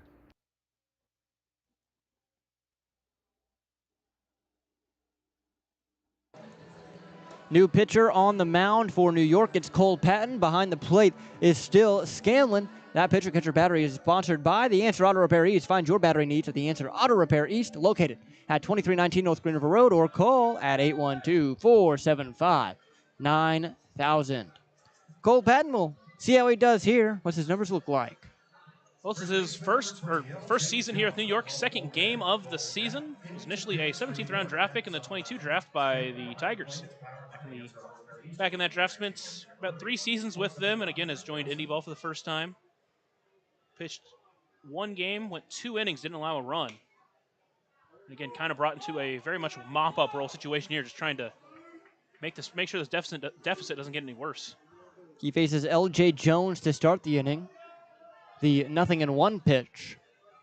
Swung on and missed. A little behind it. There was Jones. 95 miles per hour on the fastball. 0-2. He also was a Big East lifer. Played for Seton Hall and then Villanova. It's a good conference. Big East. Very underrated conference. One of the better mid-major conferences in college athletics. Here's the 0-2 pitch. Swung on, fought foul. Late on the fastball was Jones. Count stays at 0-2. In his senior season with Villanova, had a 3.98 ERA in 14 appearances, 13 of those are starts. One of those guys that could really be a difference maker come playoff time for this team. The pitch. Outside. That one on the off speed. 1-2. Now, after the playoffs, There's a fun thing that happens in New York at their stadium as Patton looks in, agrees, and works into the windup for the 1-2. Swung on, line drive sinking quickly into left center. That's going to get down for a base hit. Jones takes the round at first, but stays right there to lead off single for the Otters. Talk about bad luck. Way off stride. Had to go below zone to get it, but man, just the power of LJ Jones to fight that one into left field. So at Clover Stadium in New York, the NYPD and the FDNY play a baseball game against each other. For those that are unaware, New York Police Department and Fire Department of New York. It's like Guns and Hoses, but less violent. True. The pitch to Taylor swung on, dribbled foul, nothing in one. It's also kind of like that Congress game or whatever it is. Oh, that they play at Nationals Park? Yeah. Yeah. That almost makes me want to get into politics. Not really, but like if there's one reason I want to get into politics, to play that baseball game. Or you could become a New York policeman or fireman. Yeah, I'd probably rather do that. The 0-1. Down and away. Nice back pick from Scanlon to prevent it from going to the backstop. 1-1. It's interesting. I wonder how many tickets they sell for that game. I mean, if you're wondering, it's at 6:30 p.m. Eastern on September 13th. I was just saying, Guns and Hoses gets pretty big. True. I would imagine that's probably a pretty big selling point. Especially if it's for charity, like Guns and Hoses is. The 1-1 pitch. Swung on, tapped foul at the plate, 1-2. Guns and Hoses always seems like that's the one thing in town that can really pack the Ford Center quickly. And I mean quickly. I mean within a week sold out. People love their amateur boxing. I just love my boxing, period. That's fair. I don't think I've ever watched a professional boxing match. I've watched tons of amateur boxing matches. The 1-2. Swung on, grounded foul through the third base coaching box, and it's staying 1-2.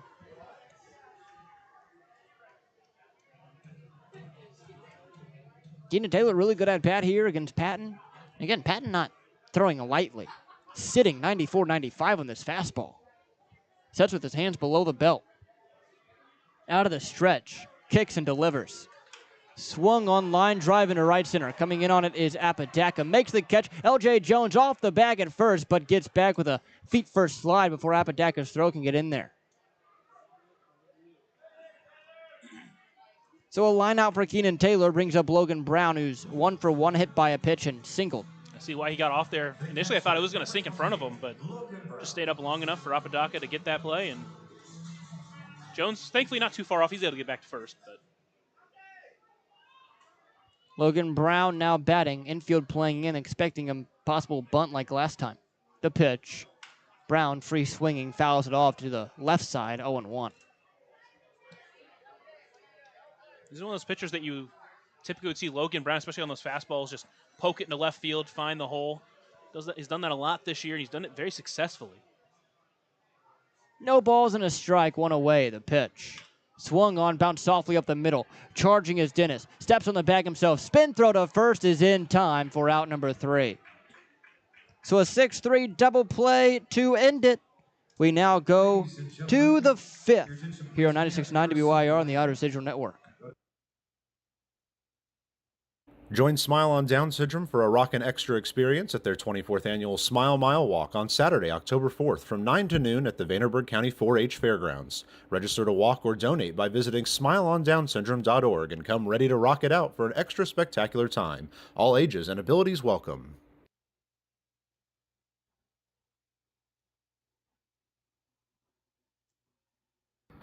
Maintaining our independence becomes more and more vital as we age. Swerka and More can help you navigate this important journey by answering your questions and connecting you to free and unbiased community resources and support services. If you are seeking advice for yourself or a loved one, let Swerka be your first call. More information available at swerka.org or by calling 812-464-7800.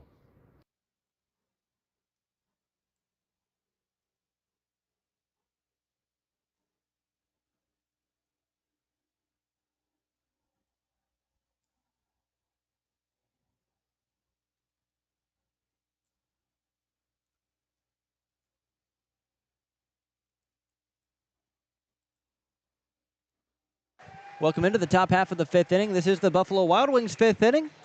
It's time for Bottomless Apps, dine-in only. Visit either Evansville location, 5405 Road Drive and 715 North Grenville Road for details. No, all this talk about Buffalo Wild Wings, about food, got me thinking. Last night, while we were up here, you were emceeing last night, so you weren't a part of the broadcast, sadly. But the trivia question was, how many hot dogs have Americans eaten in MLB games this year? The answer was 20 million. So my gears in my brain were wondering, how long would it take Joey Chestnut, the fastest hot dog eater, to eat 20 million hot dogs? This is what you went on during last night. Instead of talking about baseball, you talked about hot dogs. Yeah, for pretty much the entire 4th inning, yes. So I did the math. He can eat one hot dog in 2 to 5 seconds. Guess how long it would take him to eat 20 million hot dogs? You broadcast what I think. Scanlon, the batter, Gonzalez, the first pitch to him. In for a strike, 0-1.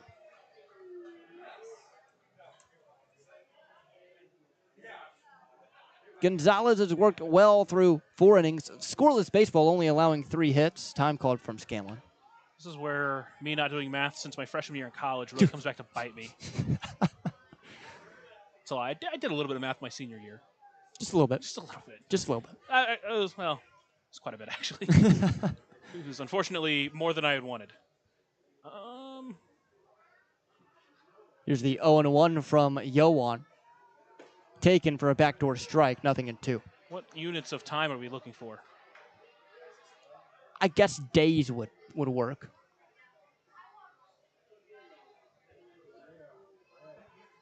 The 0-2 pitch. Checked his swing, thought about it, but didn't go around. Pitch at the shoe tops, 1-2. 7 days. Just a little off. 697 days for 20 million hot dogs. Seems unlikely. The 1-2. Down and away, it's 2-2. I did the math. 20 million hot dogs. Say on average he eats one every 3 seconds. Do 20 million times 3. Then divided by 60, and then you put that number into how many years would that amount of seconds be? Swung on and missed, strike 3. Yoan Gonzalez actually does his job while we talk about hot dogs. His 5th German-American Bank strikeout of the night. Yes, the next logical question is, since we're talking about him, how long will that take Yoan Gonzalez to eat that many hot dogs? I say 696 days instead of 97. Oh, think he could be faster than Joey Chestnut? I think so. Or our manager of stadium operations, Lucas Thomas, LT, as the pitch into Ryan Vogel is in there for a strike, 0-1. He tried a hot dog challenge earlier this year. He tried to do 5 hot dogs in 5 minutes, failed miserably. Yeah, it seems 0-1, down and away, 1-1. fairly possible. Yeah. Just say that. He got the closest this year he got 4.5 down. At that point, you got to commit. True. There he is. Next guest on the broadcast. The 1-1. Swung on, soft grounder to first. LJ gobbles it up, takes it himself, 2 away. I'd like to give a big Bossy Field welcome to Elspeth Urbina and Zoe Urbina. They're here at the ballpark. So quickly, 2 gone here in the top of the 5th. Yoan's cruising. Elspeth and Zoe here back at I mean, Bossy Field. though I was eating, I had a hot dog in Florence, right? And I was eating it, and I thought about it. For some reason, I was thinking about how long it would take me to eat this hot dog. It took me a good minute and a half, 2 minutes to eat the hot dog, just regular pace. Here's Austin Dennis, who, on the first pitch, takes for a strike, 0-1. What was it, a big hot dog, little hot dog? It was just a good old American Frank. Because, I mean, like, our hot dogs are small.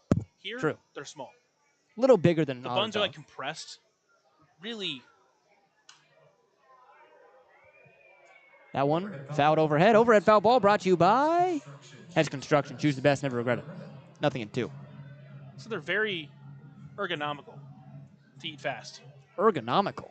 I could down one of these hot dogs in probably 10 seconds with how much the bread is compressed already. The 0-2 swung on, poked the opposite way, right through for a single. Barely at 78 miles per hour off the bat. It's a 2-out knock here for Austin Dennis with some luck. I suppose that's what good hitters do. 2 strike counts, way off stride. Just throw your bat out there and find some open holes in that offense or in the defense, and that's exactly what he did. The question is, do you dip the hot dog in water to help get it? If No. you're really trying to get it down quickly, No, I can't do that. I say we test your gullet on a broadcast. See if it's really 10 seconds. Well, you've got about 5 innings. Kyle Hess, the batter, the pitch. In there, down and away corner. Really good fastball from Gonzalez. It's 0-1. I'm a big texture guy. Jello, not my thing. I cannot stand Jello either. That's more of a flavor thing for me, though. Yeah, for me, it's texture. So the texture of soggy bun would not go well for me. The 0-1, down and in, 1-1. Just the words soggy bun put together. Ugh. Just soggy. Just Ugh. soggy in general. That one, there's another word that starts with the letter M that I'm going to refrain from saying. Murder. It rhymes with goist. What's an esports team? The 1-1 swung on, fouled off the opposite way, 1-2. Well, it was an esports team. Correct. Merged with Shopify Rebellion. See, I didn't know they merged. I didn't know it wasn't a thing anymore. I think it was a business choice. Okay. Fun fact, esports teams lose a ton of money. I do not doubt it. 1-2 pitch. Swung on, soft tapper to third, but just about a foot foul outside of the bag. Count stays. Also, apparently, U.S. Customs, not a fan of the word moist. Yes, yeah, I saw that. Wouldn't let them into the country. It was a strange thing. Well, I'm not a fan of the word either, to be honest. Did you see the resolution to that? I did not. They played under the team name Not Moist. They had to drop their players, and so the team played under the name Not Moist. The 1-2, low, 2-2. That is certainly a way to be able to compete. Objectively, very funny. Objectively. The 2-2. Up and away, 3-2. Top of the fifth, 7-0 Evansville. Count is full to Kyle Hess with a runner on first here for New York. Gonzalez has been cruising, trying to end this top of the fifth. Sets. Fires. Down and away, ball 4. So he got out ahead of Hess early, but now all of a sudden, after a quick first 2 outs, runners on first and second. This is the third time through the order. Analytically, this is where teams get much better against starters. Yeah, but it really hasn't really been the case against Yohan Gonzalez this year. In his best starts, he's been better as the start's gone on. So we'll see how it works here. Obviously, he's got to work through a little bit of traffic here 2 away, but still just an out from getting out of the inning unharmed. First pitch here to Fritz Ginther. It's taken down and away, 1-0.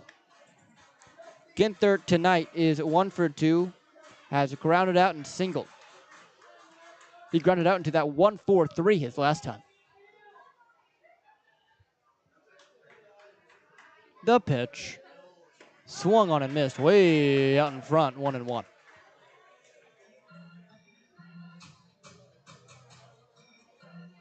Good crowd on hand, as always, for a Thirsty Thursday. Drink specials all around the ballpark on Thursdays here at Bosse. The 1-1. Swung on and missed, 1-2. Helps also when the team's winning 7-0. So both pitches there just pulled the string on him, disappeared on him. He's way out in front. Honestly, at this spot, throw it down there. He's not going to do anything with it. No, not a bad idea to go to the well again. 1-2. Swung on soft liner into center field, sinking quickly. In on is the center fielder, Brown. He's not going to be able to get there. Runner's trying to come in to score. Throw cut off by Jones. No throw at all. New York gets their first run on the board here in the fifth on a soft RBI single from Fritz Ginther, 7-1. Just a 6-run lead now for Evansville. He went to that off-speed pitch again, same pitch, but that one he left up in the zone. Ginther able to get to it and didn't hit it hard, as you mentioned, off the end of the bat, but sometimes better to be lucky than good. And in that case, just dropped right in front of Graham Brown. Nothing he can really do about that. Here's Christian Fika.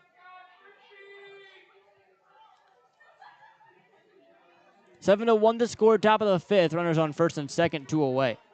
The pitch. just outside 1-0.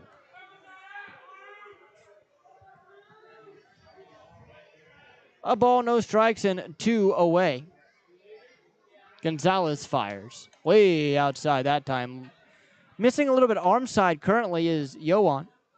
Count 2 balls and no strikes, 2 away. There's a pull shift on Fika on the infield.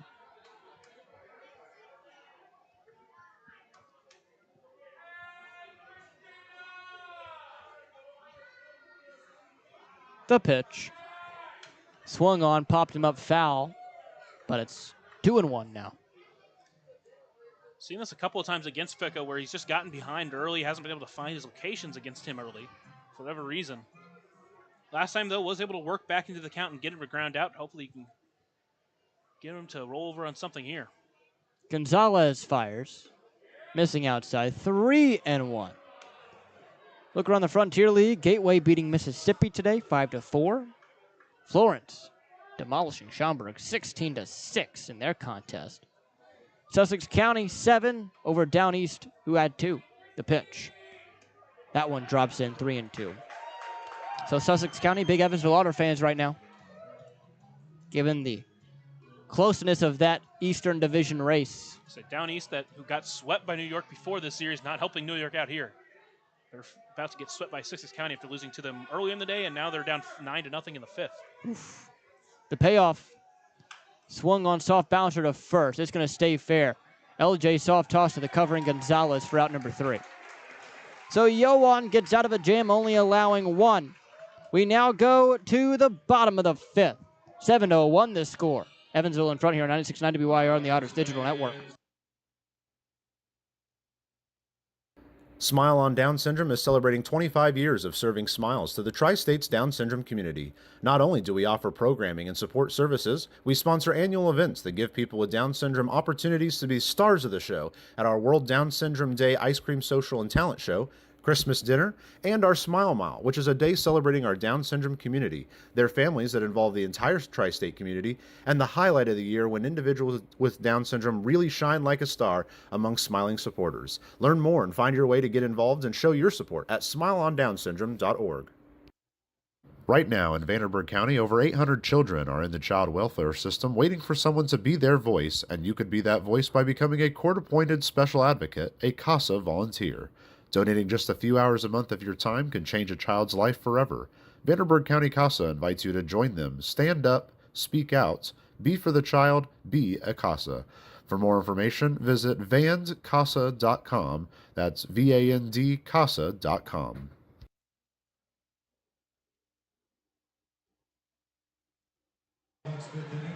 Seven to 1 the score here in the bottom of this Buffalo Wild Wings 5th inning. Bottomless apps are now here, dine in only. Visit either Evansville location, 5405 Pearl Drive, and 715 North Green River Road for details. Last time I'm going to say that, might as well make it a little fancy. First time I'm going to say this, though. The Vanderburgh Humane Society, did you know it costs almost $10,000 a day to operate the VHS? You can join the pack and become a monthly owner at give.vhslifesaver.org.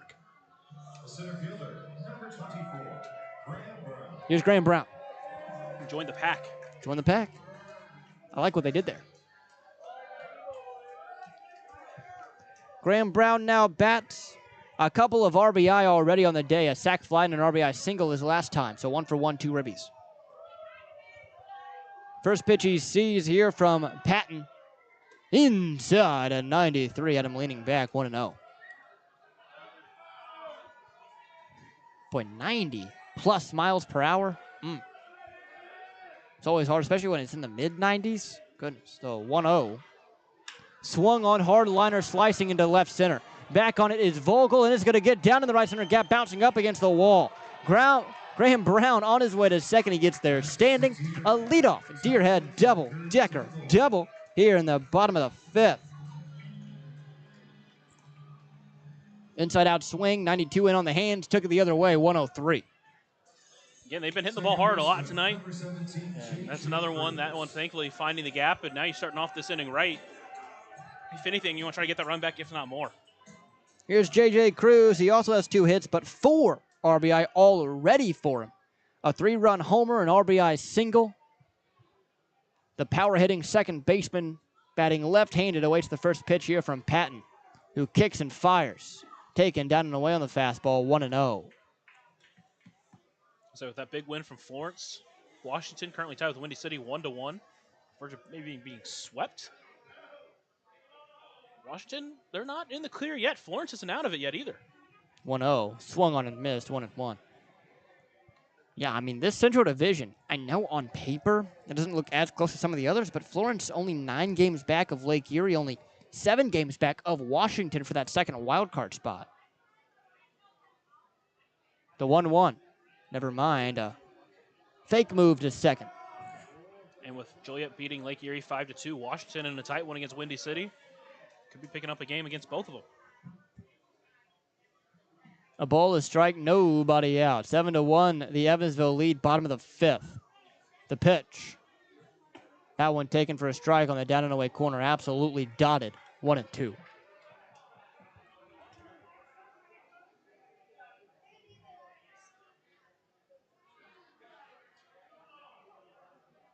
Infield straight up, same with the outfield. If anything, a slight pull shift maybe on the infield.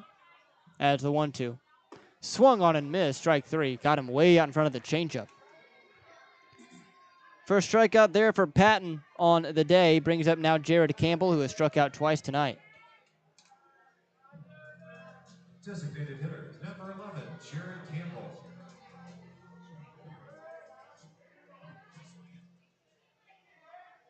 Campbell, right-handed hitter. Patton looks in, agrees, and sets with his hands below the belt. Kicks, fires. Bender left inside. Only a couple of Major League games today. 4, to be exact. The Athletics beat the Nationals earlier, 6-0. Boy, Athletics have been surging since the deadline. Here's the 1-0 pitch from Patton. That one inside, 2-0. Mariners over the White Sox, 4-3. Marlins, boy, they've been beating up the Braves this week. 6-5, the Marlins lead it. Then the Pirates, 7, the Reds, nothing in the bottom of the 8th.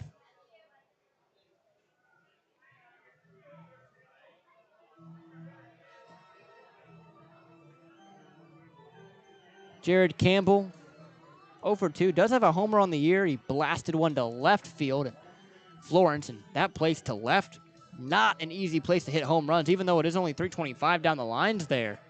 The wind swirls with where that ballpark is positioned. 2 balls, no strikes, 1 away. Runner on second base. Patton delivers inside, 3-0, 94 on the inner half. So Patton missing to the arm side with the fastball. 3-0 the count. The pitch, taking all the way there and took a strike that I guess at the bottom of the zone. 3-1.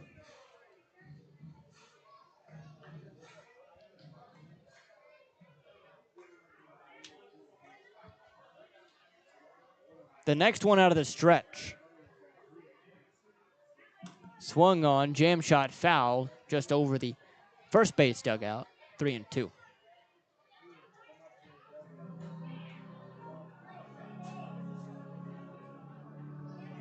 Evansville at this point of the year, more trying to play spoiler than anything else to these winning teams for sure. Like a team like New York, who has a very strong possibility of making the playoffs. The payoff, swung on and missed, blew the fastball by him. 2 away. So after the leadoff double, 2 straight big strikeouts for Patton brings up Crix Taveras, who's 2 for 2. One thing that Taveras has struggled with is the fastball this year. So hopefully we'll see him make an adjustment, get that front foot down as soon as possible. Well, I mean, when a guy's throwing 94, 95, you have to sit on that, react to everything else. Yeah, and what we saw him do well was take some of those fast pitches out to left field in the first game of this series. So if he can do that here, it'd be huge. Takes 94 on the outside. 1-0. Patton really relying on that fastball currently. The pitch. Outside also 2 balls, no strikes. That's now 2 straight batters where he has begun the at-bat missing wildly with fastballs on that right side of the plate, or left side of the plate, I should say. From our vantage point, it's left. From his vantage point, it's right. Either way, I can be somewhat right.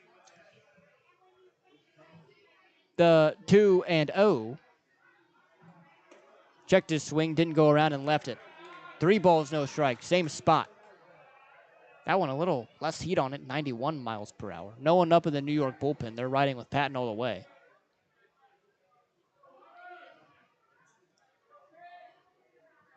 Here's the 3-0 to Taveras. Taken outside, ball 4. That's a Deerhead side walk, cafe and bar. Crix Taveras has now reached all 3 times. He's been to the dish. Boy, he's had a good series. Yeah, started off with a really good series, or with a really good start to the week, and now a really good at bat there. A couple of singles already. Hopefully, it's a sign of turning things around, especially struggling a little bit at the plate to start his career, but he's done a good job so far this week. Here's Dennis Pierce, Edward Jones, leadoff batter of the game. 10 homers on the year for him. The pitch swung on, soft fly ball into right. Coming in on at Apodaca. Makes the catch for out number 3.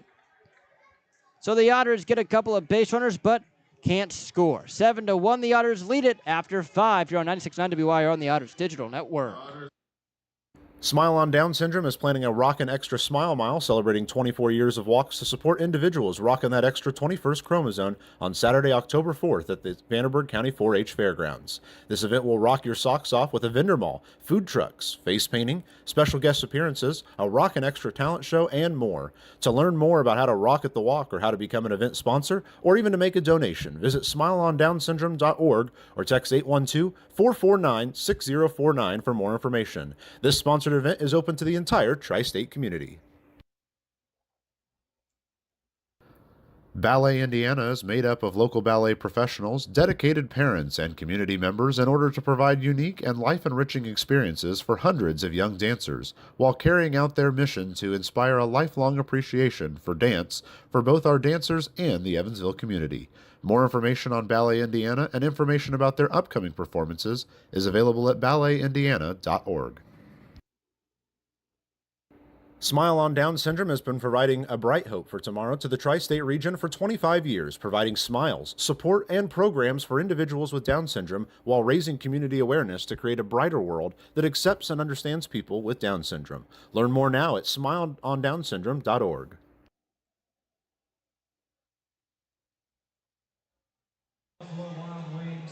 Time for the 6th. The 0-1 Gonzalez still out there with no bullpen action. 7-1 the score. New York finally able to get on the board in that 5th inning, but Evansville still in control, leads by 6 here in the 6th. Yeah, and really it was looking to be another very quick inning, but unfortunately, a couple of hits, a couple of base runners, and that sinking hit into center field to allow a run to score. Hopefully he can kind of settle back down and work a quick 6th here. Again, he's nearing that 100 pitch mark, so this might be his last inning, but if he can complete a clean 6, it'll earn him a quality start. And it's been a fantastic start so far. Faces Marte, Apodaca, and Russo. Marte takes strike 1 on the high curveball. 0-1. Don't think 74 miles per hour is his fastball. Hopefully not. Here's the 0-1.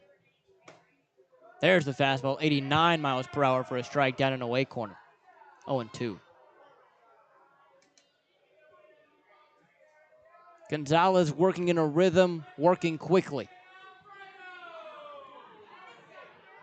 And the pitch. Just missing outside, 1-2.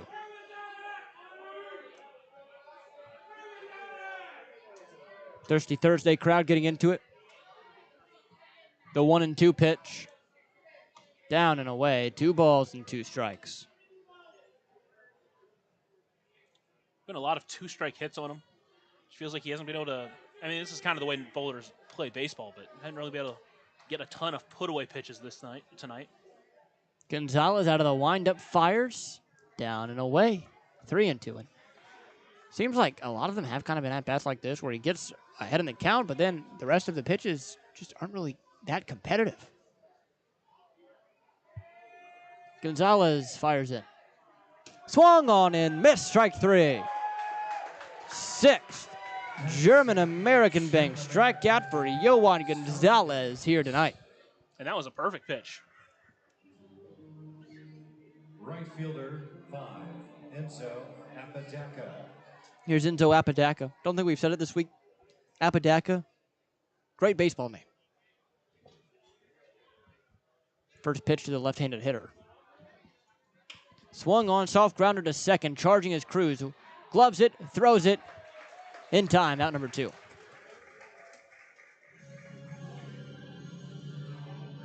So 2 quick outs here in the 6th for Yohan. 22, Santino Rosso.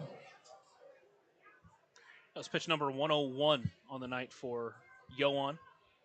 So again, more than likely, no matter how quickly this inning ends, probably his last inning in the game. They don't typically run Yohan more pitches like they would potentially at least Braden Scott. Here's Santino Rosso.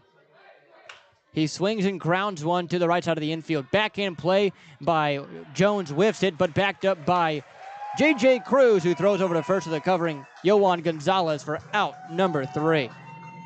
1, 2, 3, go the Boulders in the 6th. We go to the bottom half. 7-1 the score. Here on 96.9 WYR and the Otters Digital Network.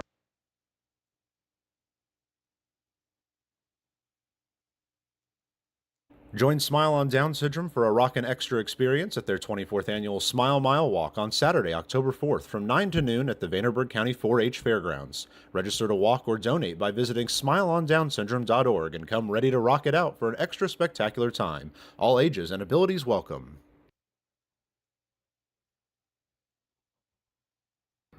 Maintaining our independence becomes more and more vital as we age. Swerka and more can help you navigate this important journey by answering your questions and connecting you to free and unbiased community resources and support services. If you are seeking advice for yourself or a loved one, let Swerka be your first call. More information available at swerka.org or by calling 812-464-7800. Smile on Down.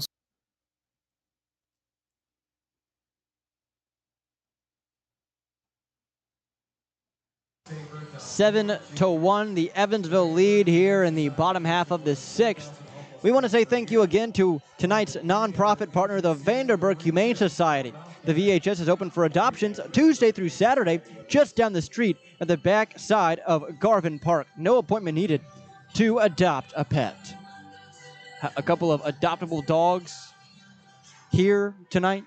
My parents were in the building tonight. I told them not to go out front because they would end up with a third dog to bring home to the house. Man, every time I walk by there when they bring them down, I want a dog.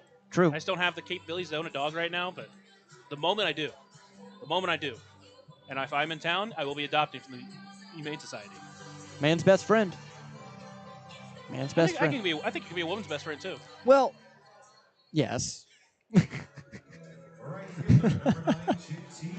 Here's JT Benson to lead us off here in the bottom of the 6th. Benson, Jones, and Keenan Taylor with the 3-2 up. I think you can definitely be Keenan Taylor's best friend. Yes, true. He's got that dog in him. We've seen it multiple times this year. We have. Benson today is 1 for 3, an RBI double all the way back in the 1st. The pitch. Inside, backing out of the way is JT Benson, showing off those hip moves. 1-0. Benson, right-handed hitter, awaits the 1-ball, no-strike pitch. High, it's 2-0.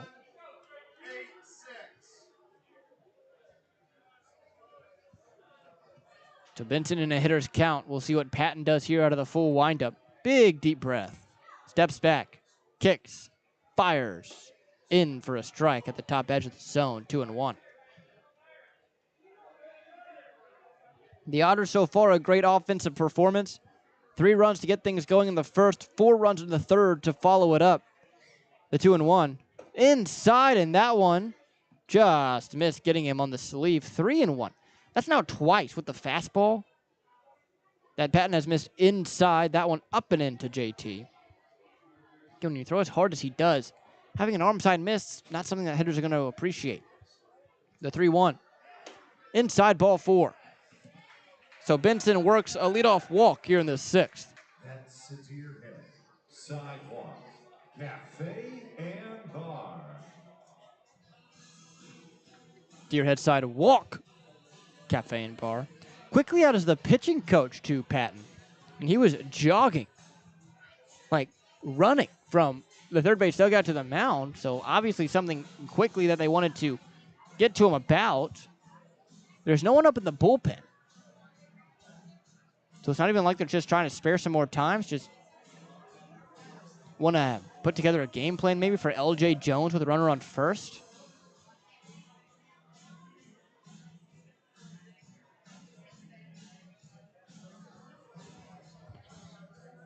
Benson over at first. Does have stolen bases on the year. 13 to be exact. Has only been caught twice.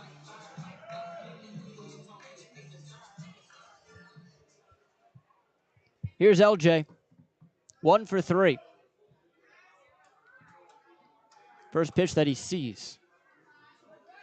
That one down and in the dirt. 1-0. Obviously, a little bit longer of an outing for him this time out, and he's starting to lose command, but you got to really think about your bullpen health going into the weekend series as well. You can't waste your entire bullpen in this game. And they play Schaumburg this weekend, too, in Schaumburg, so a tough matchup. The 1-0.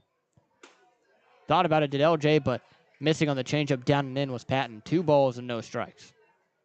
It's kind of the same thing with Evansville because they've gotten 3 really good starts out of their starters.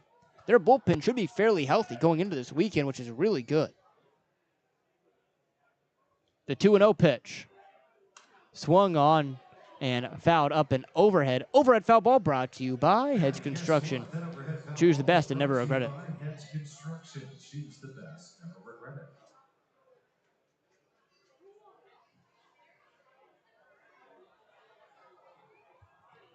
Two balls and a strike. The pitch inside, 3-1.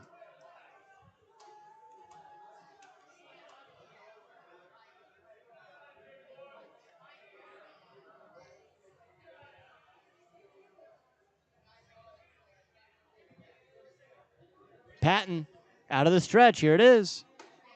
Up high, but called a strike. 3-2. Count runs full on LJ from Patton, who's trying to get back into this inning.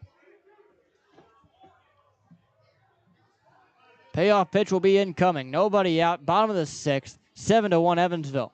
The pitch. Swung on. Chopped foul. Good battle here from LJ. Count remains full.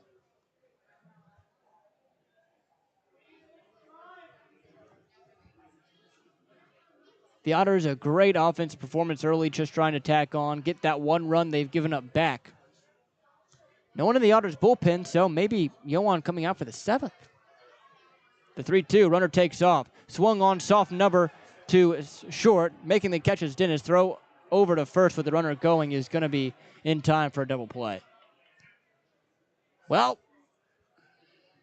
it's about as not great as a hit and run could go. 2 away now here in the bottom of the 6th for Evansville. Keenan Taylor to bat. That ends up being a really tough one. Number 12, Keenan Taylor. Just ran the fastball inside on him, and he got jammed. And as strong as L.J. Jones is, just didn't have enough to power that one into the outfield. Keenan Taylor with 2 hits on the night. He's 2 for 3. The pitch. Swung on, chopped foul off his own foot. 0-1.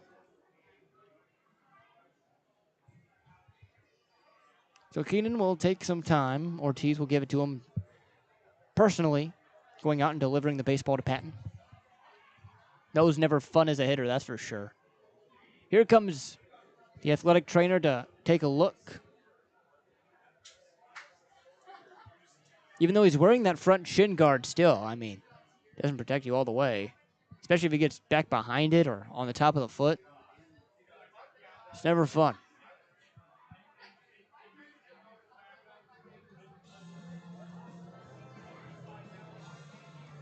Says he's all right, so we'll Go back to baseball.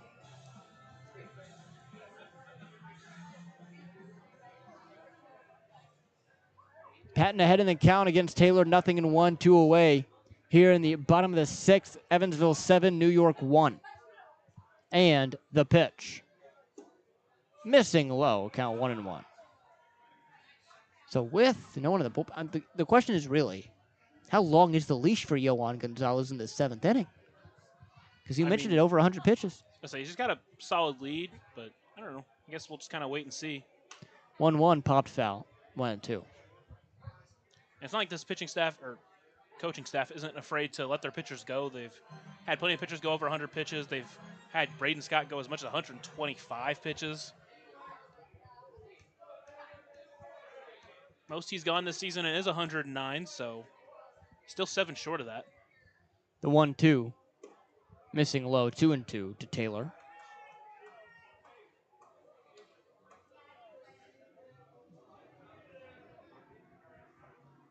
Logan Brown on deck in case we were to extend the inning. The 2-2. Swung on, bouncer to short. Back in and play by Dennis. Sets his feet across the diamond on the money for out number 3. Pretty impressive play there to win the 6th. We now go to the 7th. The score remains the same. Evansville 7, New York 1 here on 96.9 WYR on the Otters Digital Network. Right now in Vanderburgh County, over 800 children are in the child welfare system waiting for someone to be their voice, and you could be that voice by becoming a court-appointed special advocate, a CASA volunteer. Donating just a few hours a month of your time can change a child's life forever. Vanderburgh County CASA invites you to join them. Stand up, speak out, be for the child, be a CASA. For more information, visit vandcasa.com. That's VAND-CASA.com. Smile on Down Syndrome is planning a Rockin' Extra Smile Mile celebrating 24 years of walks to support individuals rocking that extra 21st chromosome on Saturday, October 4th at the Vanderburgh County 4-H Fairgrounds. This event will rock your socks off with a vendor mall, food trucks, face painting, special guest appearances, a Rockin' Extra talent show, and more. To learn more about how to rock at the walk or how to become an event sponsor or even to make a donation, visit smileondownsyndrome.org or text 812-449-6049 for more information. This sponsored event is open to the entire tri-state community. Ballet Indiana is made up of local ballet professionals, dedicated parents, and community members in order to provide unique and life-enriching experiences for hundreds of young dancers, while carrying out their mission to inspire a lifelong appreciation for dance for both our dancers and the Evansville community. More information on Ballet Indiana and information about their upcoming performances is available at balletindiana.org.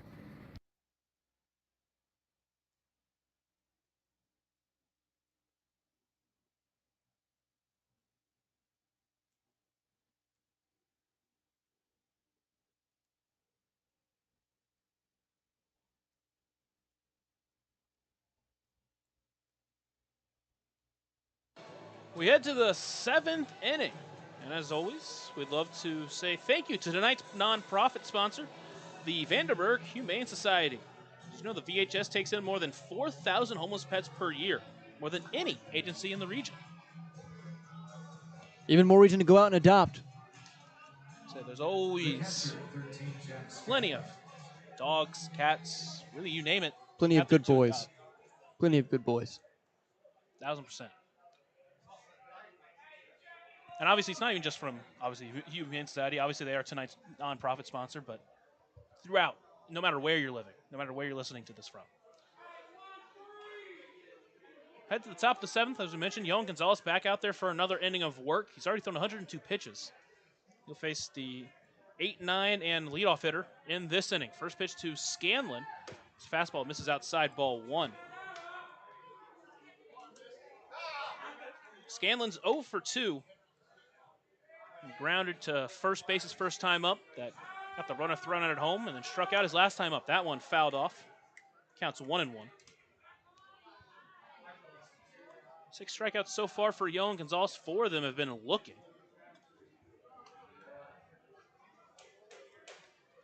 And now Scanlon, will, after fouling one off of himself, is going to step out of the box and walk around. Speaking of that Washington-Windy City game, they're to the bottom of the 10th inning, still knotted up at 1, so Windy City did not score in the top half of their inning. So Washington in a big spot to try to win and gain a game on Lake Erie. Now it's Scanlon still limping around there. You know, the Otters trainer who's doing double duty this week. Gonna go check up on him.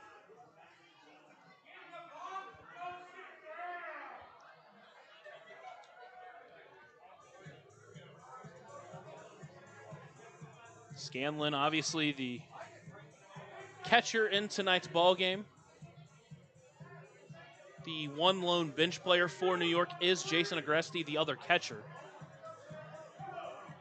But they would like to give Agresti a night off after catching game one and playing last night.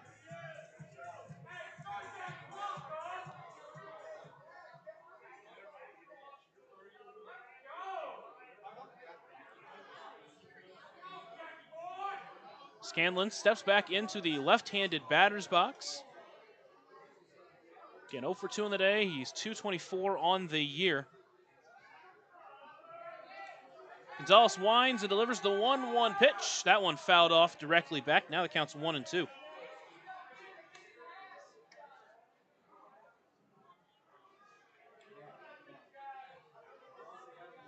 Scanlon spent 3 years with Oregon, is now Scanlon will call time. Played his final 2 seasons with Miami, Florida, Miami Hurricanes. His senior season hit to a .286 batting average in 126 at-bats. Easily his best season during college.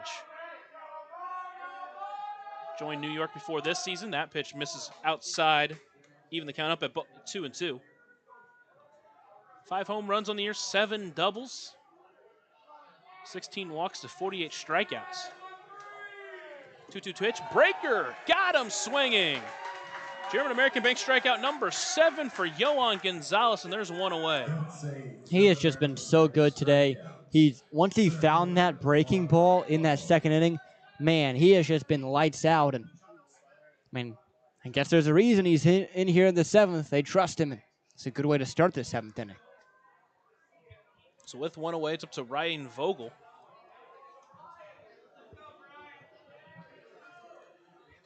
First pitch to him, swings through that one. He's behind 0-1.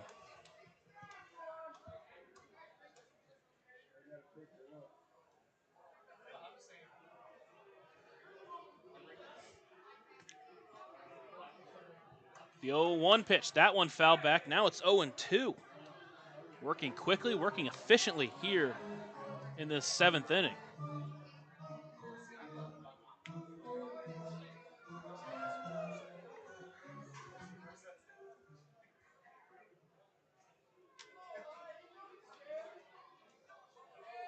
Vogel calls time. Now he steps back into the right-handed batter's box. Yohan sets, delivers. That one foul tipped. Brown couldn't squeeze it, and Vogel stays alive.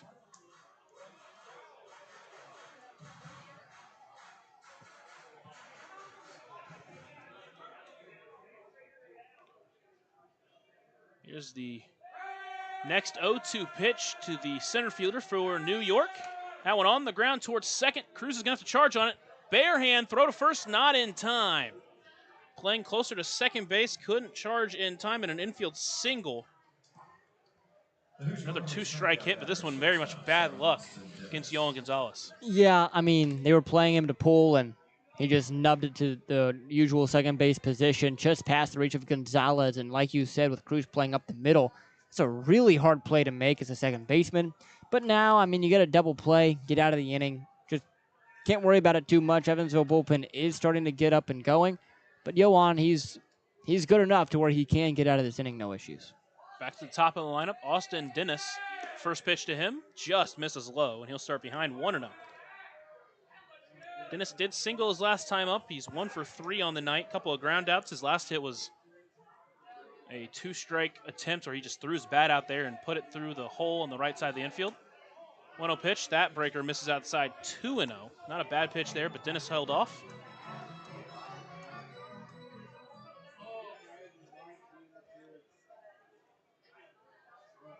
Vogel leads off first base. Here's the 2-0 pitch. Fastball just misses outside 3-0. He's going to fight from behind in this at-bat. So after getting out in front of the first two batters quickly in this inning, he's behind Dennis.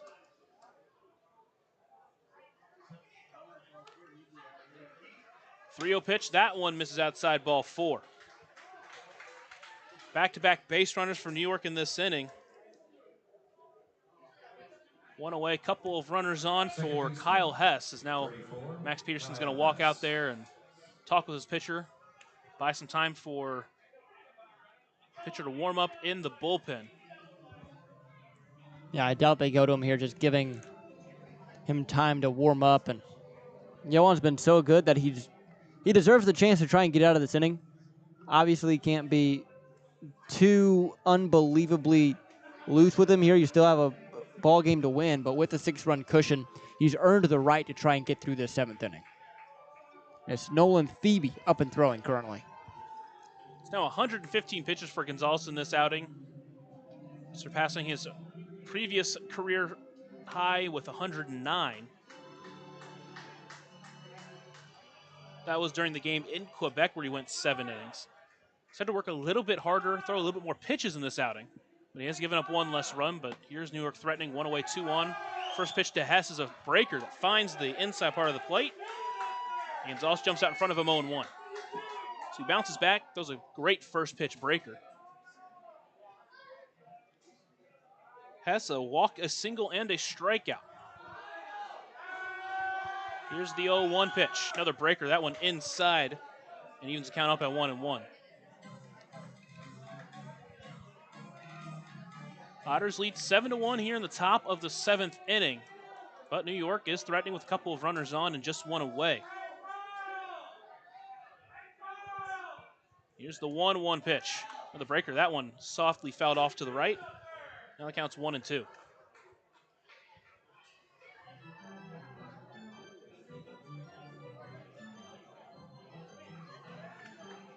On deck is Fritz Ginther, who has a couple of singles in this game. He's the lone RBI as well. 1-2 pitch to Hess. That one on the ground towards first, but foul, and we'll do it again.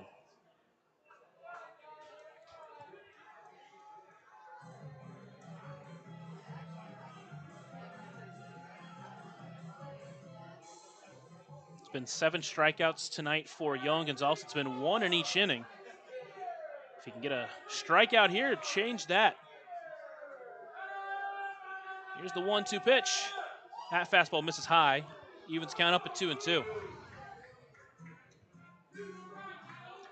Again, this is the New York offense we've seen all week. It's the New York offense we've seen. It's really just been the way they've played all year. Even in the game against Braden Scott, they made him work a ton.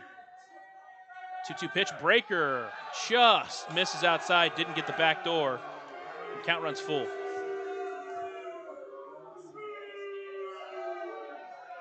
Home crowd clearly not a fan of that call.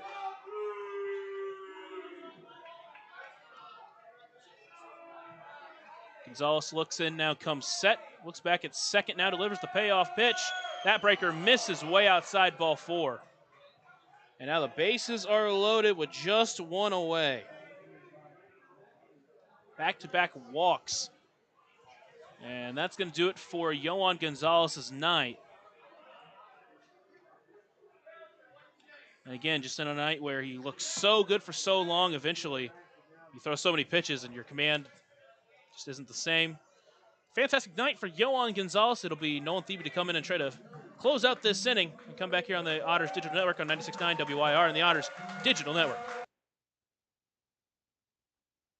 Smile on Down Syndrome has been providing a bright hope for tomorrow to the tri-state region for 25 years, providing smiles, support, and programs for individuals with Down syndrome while raising community awareness to create a brighter world that accepts and understands people with Down syndrome. Learn more now at smileondownsyndrome.org. Join Smile on Down Syndrome for a rockin' extra experience at their 24th annual Smile Mile Walk on Saturday, October 4th from 9 to noon at the Vanderburgh County 4-H Fairgrounds. Register to walk or donate by visiting smileondownsyndrome.org and come ready to rock it out for an extra spectacular time. All ages and abilities welcome.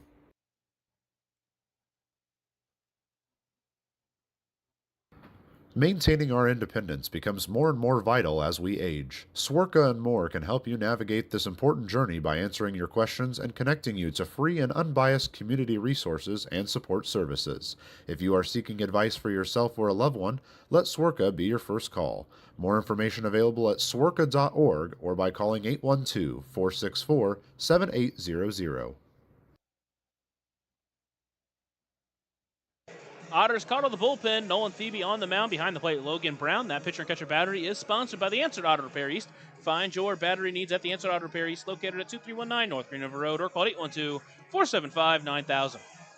So Gonzalez exits after 6 fantastic innings, the 7th inning after pitching almost over 120 pitches on the night. Went 6 1/3, 6 hits, 3 walks, 7 strikeouts. He's given up 1 run, but he does have 3 earned runs that are accounted for on the base paths, and it'll be Nolan Thebe coming in to try to shut the door here in the inning and not allow New York to get any closer. And Nolan has been one of the go-to guys in situations like this where you just need to get a couple of outs. Thebe, overall on the year, has made 25 appearances, a 3.38 ERA. His last time out against this New York team, just in the opener, struck out 1, didn't give up a hit, and did walk 1 in the 9th inning to close out Game 1 in an Evansville win. First one to face him is Ginther. A couple hits for him in this game. First pitch, the fastball misses outside, ball 1. At times he has struggled with command, but other times during games he's looked great. And really, again, he's been great all season outside of 1 outing against Lake Erie on July 31st, where he couldn't get an out. Here's the 1-0 pitch to Ginther. Checked his swings. That one misses just outside, 2-0. Tough take there from Ginther. Obviously, the Otters do have a 6-run lead, but you don't want to let them have any life at all. 2-0 pitch. Takes that one just outside, 3-0. Hasn't missed by much in this at-bat. Just great takes here from Ginther at the plate.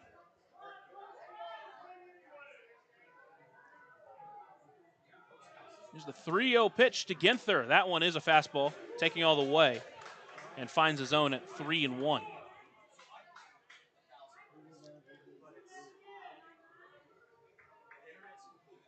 Ginther does have a ground out tonight, sandwiched between his singles. The 3-1 pitch, swings that one, lined in right center field. That one's going to drop in between. Brown will cut it off. 2 runs will score. Throw's going to come into second base, holding Ginther to a single. But a 2 RBI single for Ginther, his 2nd and 3rd RBI of the night. First baseman, Christian. And New York has cut this lead down to 4. That was just a good swing, down and away fastball. Pretty much the spot you want to hit in that situation. Ginther just did what a good hitter does, took it the opposite way in the gap for a knock and drove into Evansville, still with a 4-run lead, but now a little scarier. Just got to take a deep breath, get out of this inning with the lead intact. That's Ficka at the plate. First pitch to him is a called strike at the letters. Jumps out in front, 0-1. Ficka tonight is 0 for 3, couple of groundouts and a strikeout. Did have a home run last night, though. Here's the 0-1 pitch. Swings through that one, hefty swing, but comes up empty. Now he's behind 0-2. Ficka, another guy like Ginther, doesn't get cheated. That's for sure, takes big hacks. Here's the 0-2 pitch, and time called, I believe, by Ficka. He called time.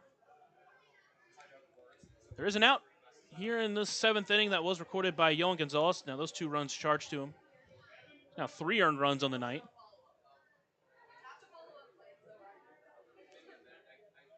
Thebe comes set, delivers the 0-2 pitch. Swung on and missed for strike 3. Got him out in front. German American Bank strikeout for Nolan Thebe. And there's 2 away. That's a huge strikeout there. And now there's multiple ways you can get out of this inning without allowing a run instead of, just getting a fly out and a sac fly. What Ficka could have done. Just a huge strikeout there for Thebe. Let's keep this lead exactly where it is at 7-3. Now it's Alfredo Marte. First pitch to him. That fast, or off-speed pitch. Misses high, 1-0. Just didn't have any break to that one. Marte doesn't have a hit tonight. Had a hit in game 1 and a couple of hits last night. 1-0 pitch. That one misses low, 2-0.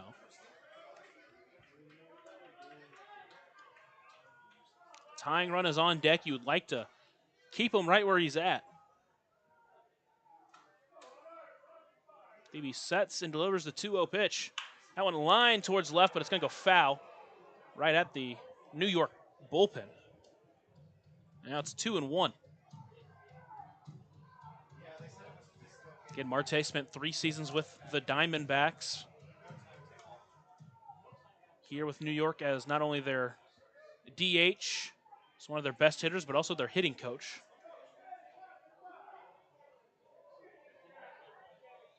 50 RBIs on the season. 2-1 pitch. That one is lifted into right field, but out of play. Now the count's 2-2. After the way this inning started, if you can get out of this inning still with a 4-run lead intact, it's going to feel huge. Oh, yeah, absolutely. I mean, obviously, getting the bases loaded for New York is a huge thing for them, especially in a game that has felt like this. But if you can get out of here, still have the 4-run lead, and have 6 outs with your best bullpen guys up, that's a good feeling if you're Evansville. Here's a 2-2 pitch to Marte. That one misses outside. Count runs full. That runner at first is not going to get a head start.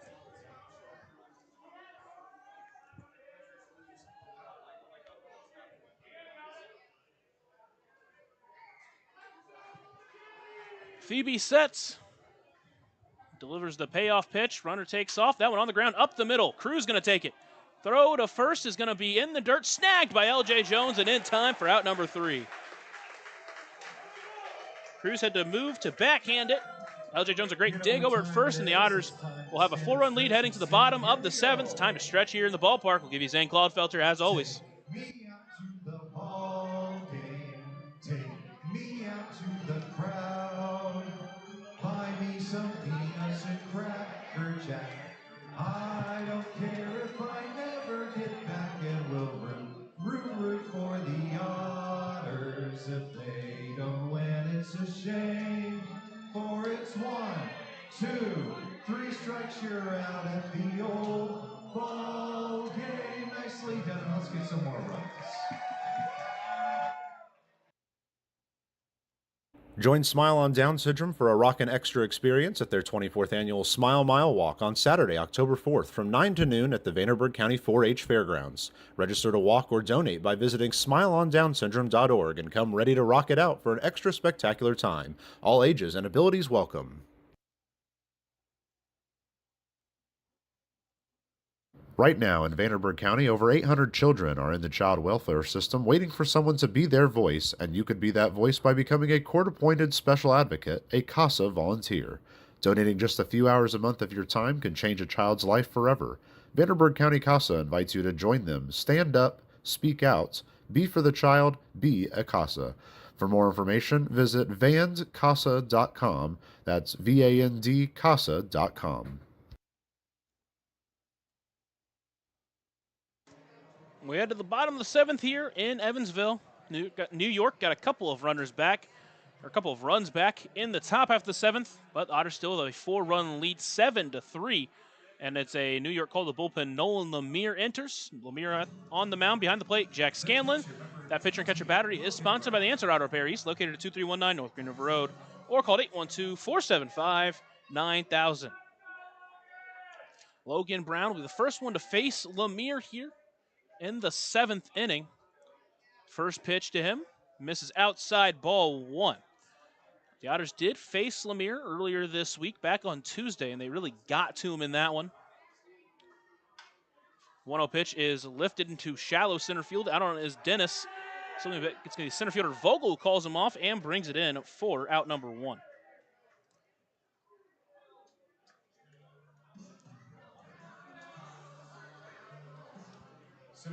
So with 1 away, it's Graham Brown. Lemire in his inning of work back on Tuesday gave up 3 earned runs, couple of hits, couple of doubles. It was the 3 RBI triple that broke open the dam against him in that inning.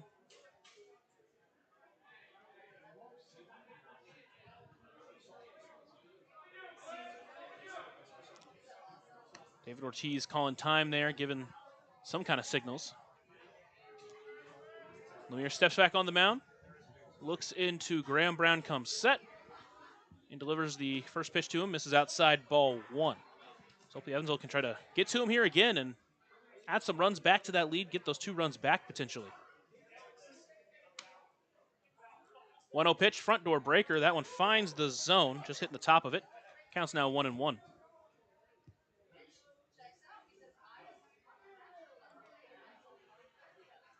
1-1 pitch. That one popped up. It's going to get into foul territory. Third baseman Rosso is going to get under it. Had to move back a little bit, but brings it in for out number 2. So 2 quick outs in the inning. It's up to J.J. Cruz. And you would really like to try to at least extend this inning a little bit and give your defense a little bit of time to breathe. Yeah, put some pressure on New York here in this inning.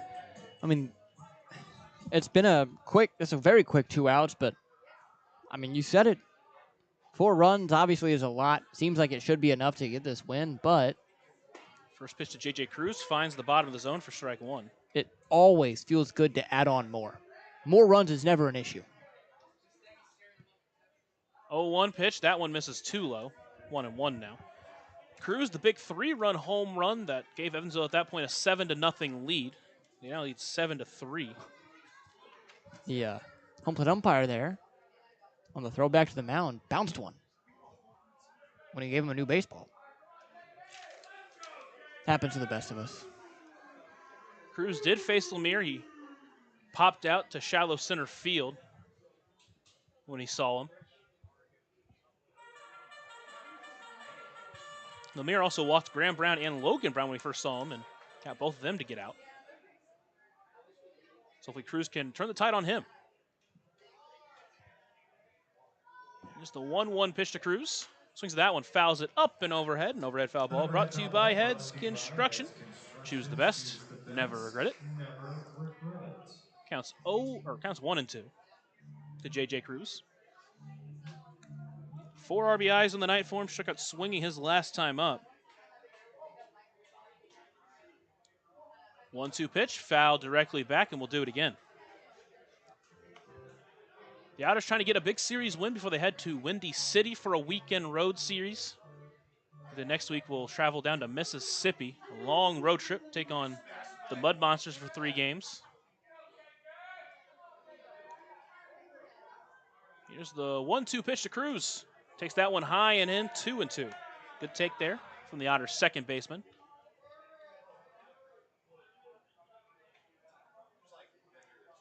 Here's the 2-2 pitch. Goes down to get it, puts a pretty good charge in it, but it's going to be a pop-up into right field. It's going to be brought in by Apodaca for out number 3. So the Otters go down 1-2-3 in the 7th. We head to the 8th. The Otters still lead by 4 here on the Otters Digital Network and 96.9 WYIR. Smile on Down Syndrome is planning a Rockin' Extra Smile Mile celebrating 24 years of walks to support individuals rocking that extra 21st chromosome on Saturday, October 4th at the Vanderburgh County 4-H Fairgrounds. This event will rock your socks off with a vendor mall, food trucks, face painting, special guest appearances, a Rockin' Extra talent show, and more. To learn more about how to rock at the walk or how to become an event sponsor or even to make a donation, visit smileondownsyndrome.org or text 812-449-6049 for more information. This sponsored event is open to the entire tri-state community. Ballet Indiana is made up of local ballet professionals, dedicated parents, and community members in order to provide unique and life-enriching experiences for hundreds of young dancers, while carrying out their mission to inspire a lifelong appreciation for dance for both our dancers and the Evansville community. More information on Ballet Indiana and information about their upcoming performances is available at balletindiana.org. Smile on Down Syndrome has been providing a bright hope for tomorrow to the tri-state region for 25 years, providing smiles, support, and programs for individuals with Down syndrome while raising community awareness to create a brighter world that accepts and understands people with Down syndrome. Learn more now at smileondownsyndrome.org.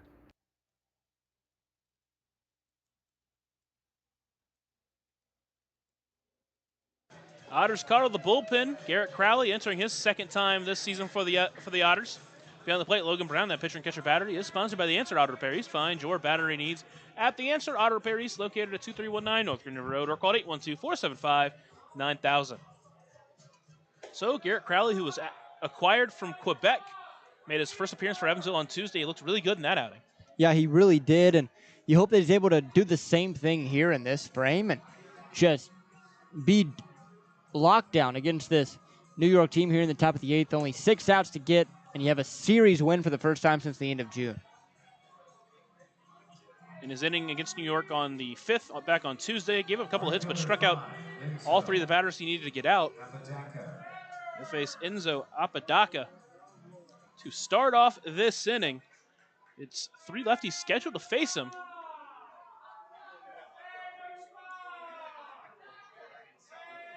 Here's the first pitch to the right fielder from Crowley. Fastball finds the zone on the outside corner, and he jumps out in front 0-1. Mention that Crowley came from Quebec with a 2.05 ERA in 24 games. Really found his stride with Quebec, and hopefully he can bring that and more to Evansville. Here's the 0-1 pitch. That fastball misses high. Now it's 1-1.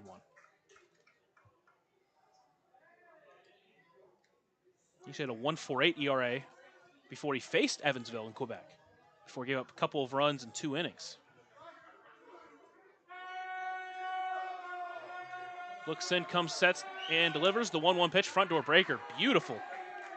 And now it's 1-2. So we saw from him back in first appearance was great fastball, great command on the off speed. Now here's the 1-2 pitch. Checked his swing on a sweeper, didn't go.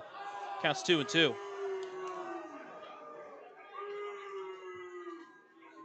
It's one of those that comes all the way across the body. It's a good take there from Apodaca.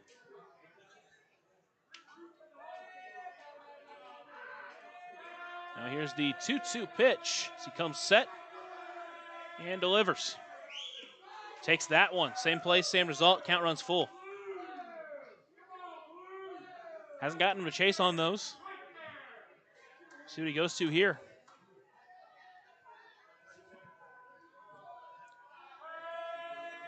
Here's the payoff pitch from Crowley.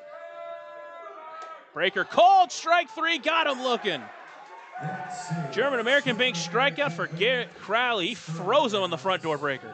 It just seemed like there Apodaca was caught off guard by that breaking ball pretty much every time that he threw it. Even the ones that were outside, you could tell Apodaca was thinking about swinging, but decided very last second not to. And that time just took a chance on that breaker, and the spinning one just went right back to the up and in corner for strike number 3. So with 1 away, it's up to Santino Rosso. Another lefty to face Crowley. First pitch to him, lined up the middle. Tavares slides for it. Spin throw to first in time. What a play, Tavares.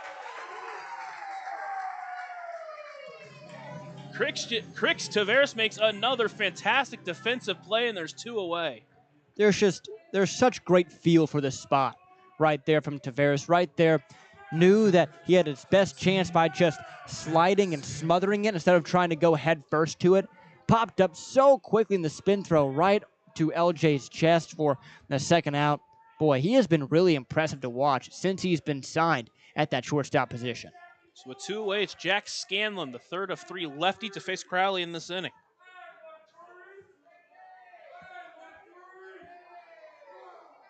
First pitch to him, finds the zone, and he's out in front 0-1.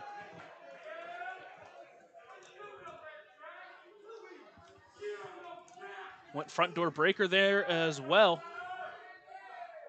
Here's the 0-1 pitch to the Boulders catcher.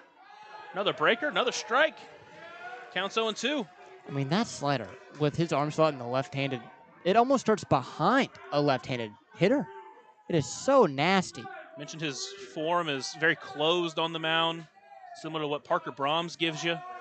0-2 pitch, swung on and missed for strike 3. Nasty curveball.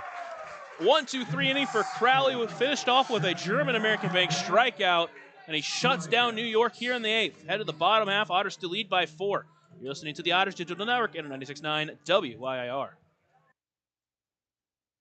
Smile on Down Syndrome is celebrating 25 years of serving smiles to the Tri-States Down Syndrome community. Not only do we offer programming and support services, we sponsor annual events that give people with Down Syndrome opportunities to be stars of the show at our World Down Syndrome Day Ice Cream Social and Talent Show, Christmas dinner, and our Smile Mile, which is a day celebrating our Down syndrome community, their families that involve the entire tri-state community, and the highlight of the year when individuals with Down syndrome really shine like a star among smiling supporters. Learn more and find your way to get involved and show your support at smileondownsyndrome.org. Maintaining our independence becomes more and more vital as we age. Swerka and More can help you navigate this important journey by answering your questions and connecting you to free and unbiased community resources and support services. If you are seeking advice for yourself or a loved one, let Swerka be your first call. More information available at swerka.org or by calling 812-464-7800.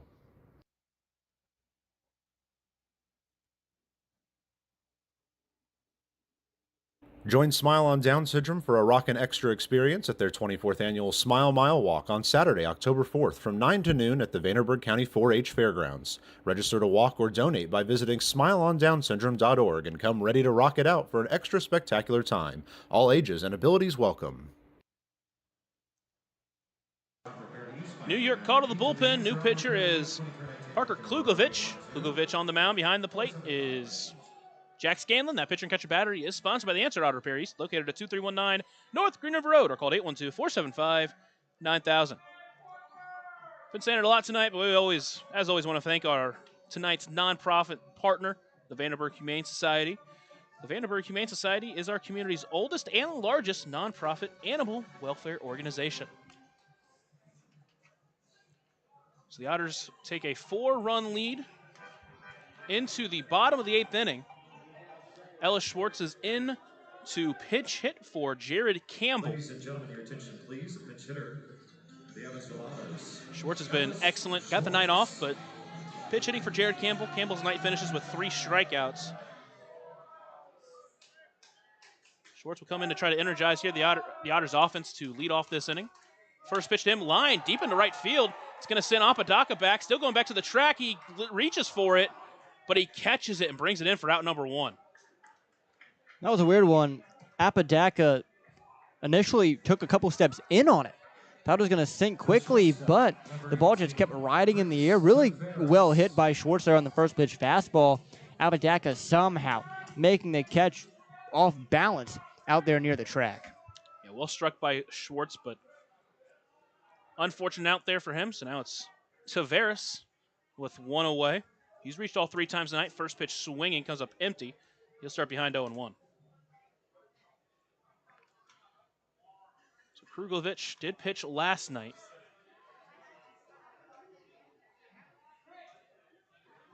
Here's the 0-1 pitch. That one's lifting to left field. That's going to send Ginther towards the line, still moving.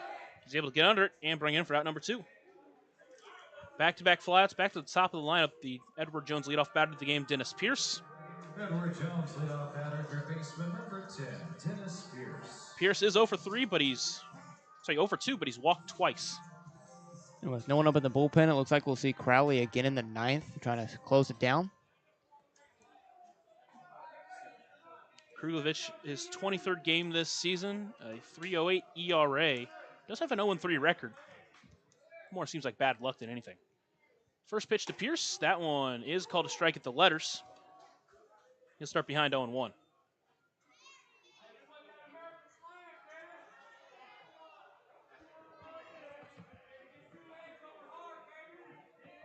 Here's the 0-1 pitch to Pierce. That one chopped foul. Now he's behind 0-2. You're talking about the Marlins beating up on the Braves.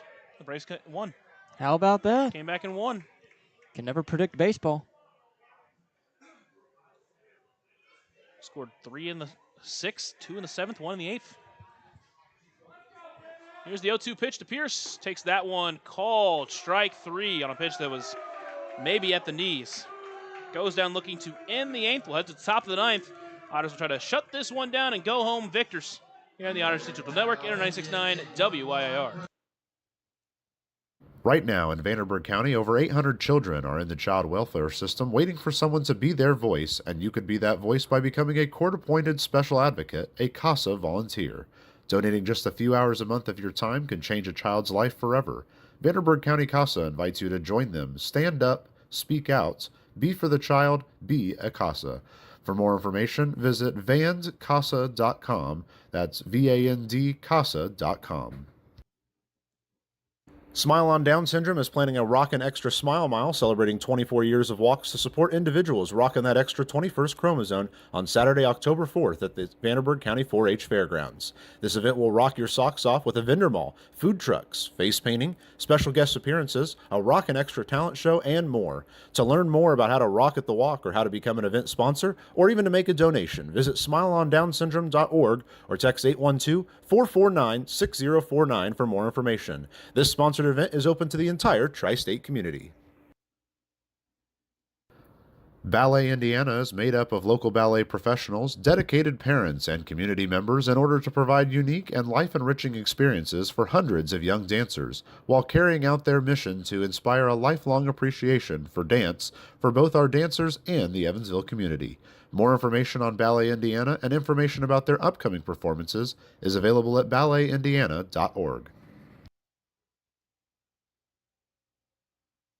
We head to the ninth inning. Garrett Crowley, in fact, out there for another inning of work, trying to earn, or just trying to finish this game with a couple of scoreless innings. He'll face Ryan Vogel to start off this inning, be followed by the top of the lineup. New York with 3 runs to Evansville 7. Otters with 11 hits to New York 7. The Otters do have an error.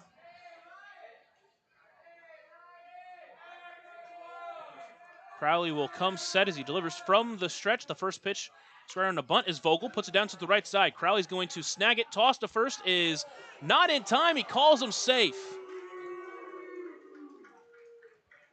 Vogel did get tripped up over there. LJ just making sure he's okay. But a bunt single to start off this inning. And that's just a smart play there from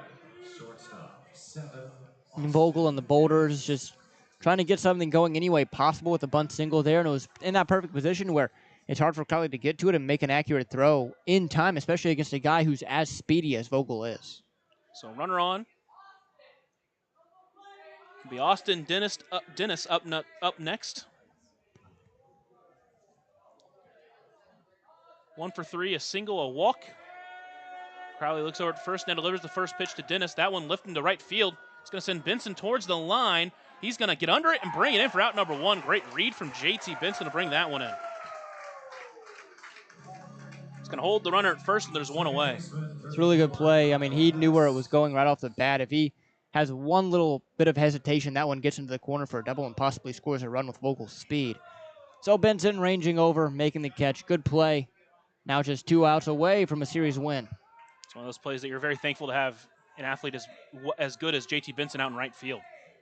Valdez is up and warming just in case. Next up is Kyle Hess, first pitch. Breaker that just misses outside, 1-0.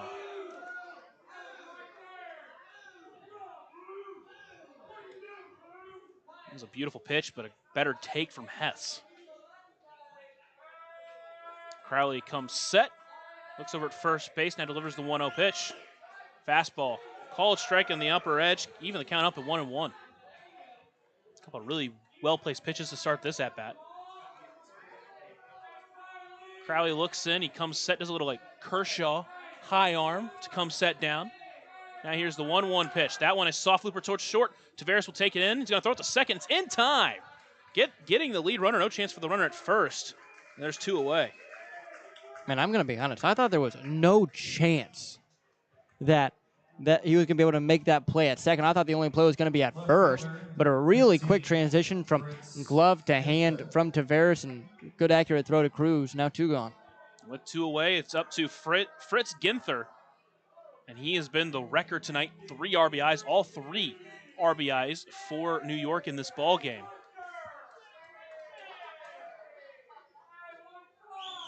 Three for 4, 3 singles. First pitch misses high and away for ball 1. The Otters now away from getting out of this game with a series win. Scored 7 runs the first 3 innings. Haven't scored since, but they haven't needed to yet. Next pitch, breaker. Perfectly placed, and he's out in front counts evened up at 1-1.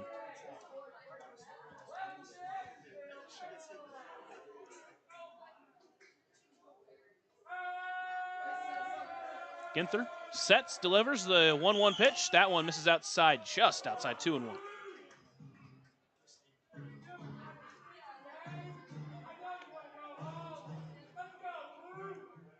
Crowley in his second inning of work worked a 1-2-3 first inning. Gave up a bunt single to start this inning, but since then has gotten a couple of outs. Here's the 2-1 pitch. Swung through that one. And now the count's 2-2. And New York down to their final strike on the night.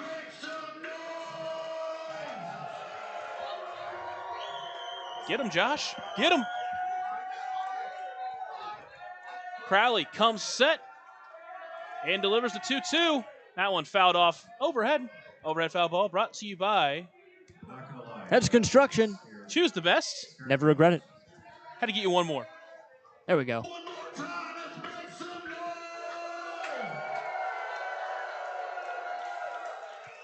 Count still 2-2 to Ginther. Steps back into the right-handed batter's box.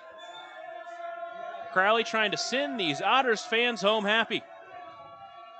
Here's the 2-2 pitch. Swung on a miss, strike 3, gets him down. Ends the game with a strikeout. German-American Bank strikeout, his third in 2 innings. And the Otters are winners. They take down New York 7-3. They win their first series in the month of August. And now they will head to Windy City, try to keep this momentum up. Take a short break, and then we'll have the Papa John's postgame show here on the Otters Digital Network and 96.9 WYIR.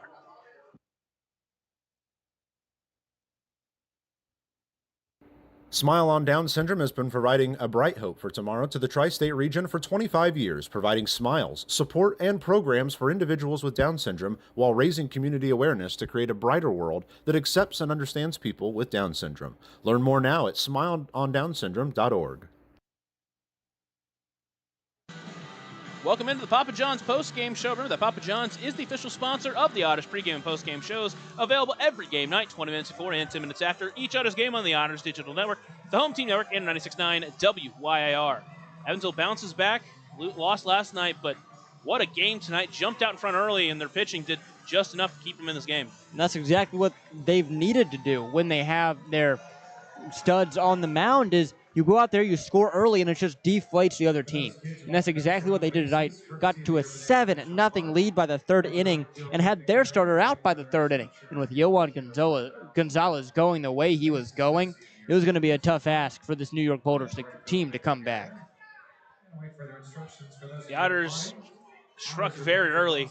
Dennis Pierce walked, and then JT Benson a double, and Pierce scored. Kept it going, though. Keenan Taylor reached on an infield single. Logan Brown reached on a hit by pitch, bases loaded. Graham Brown with a sac fly. J.J. Cruz an infield single to score another run. Went up 3-0 in the first inning of this game, but they didn't wait around. Third inning, offense came through again. It was Graham Brown's single, scored another run, and then J.J. Cruz, the big hit of the night, 3-run home run, gave them until a 7-0 lead early. And that it's just so big. It really is. You get your first series win. I mean, that is since the end of June.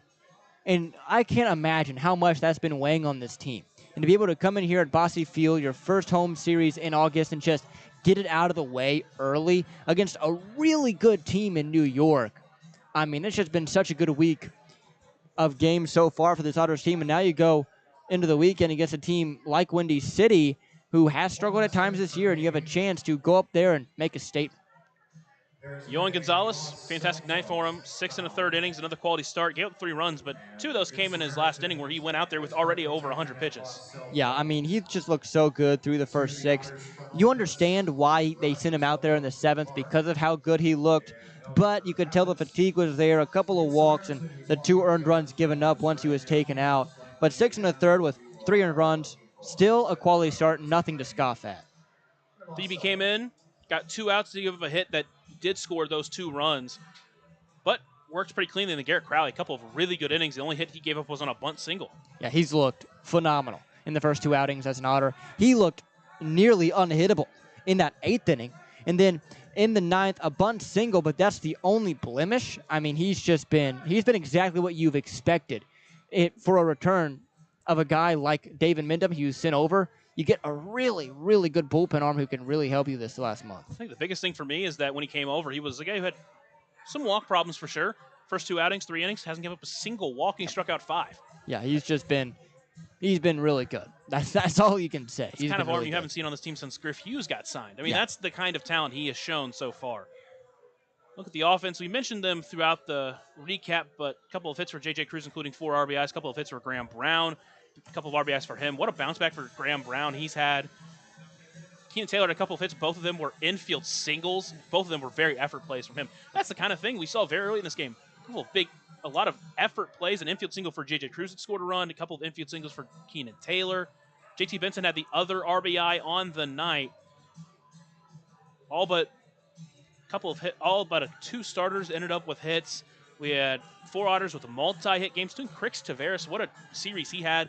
3 doubles in game 1 of the series, a couple more hits tonight, and he earned a walk as well. Great series for him. As mentioned, the pitching was great as well, and overall, Evansville got a big series win to set themselves up going to Windy City. And at the end of the day, I think at this point, they entered today, and they just wanted it more. You mentioned the hustle plays. They just wanted it more tonight, and they earned a win doing that. Evansville did have an error, but can't talk about this game without talking about the great defensive plays. We had one from L.J. Jones at first, gunning the runner, heading home. And then the fantastic play from Crix Taveras up the middle, the sliding stop throw to first in time. And that was just a couple of them. I mean, this defense tonight played really, really good ball overall. Seen some problems with this team defensively at times, but they've also played some really good defense other times. Yeah, and it's one of those things where you look at the plays they make and you realize that, I mean, it's just mental mistakes in the field when they do make errors. When they're locked in, they're one of the better defensive teams in the division. So, I mean, it's just one of those things that you look at that error and you're like, okay, fine. But like you said, 2 really, really big defensive plays from LJ and from Taveras up the middle. That'll do it for us tonight here from Bosse Field. Riley, any final thoughts? Not just on tonight, but I guess on the season. Well, all I got to say is it's been fun. Go call some more Otters wins. Hopefully, they can have a really good month of August. Sign us off one last time. Well, for Lucas Macklin, I'm Riley Angel, and as always,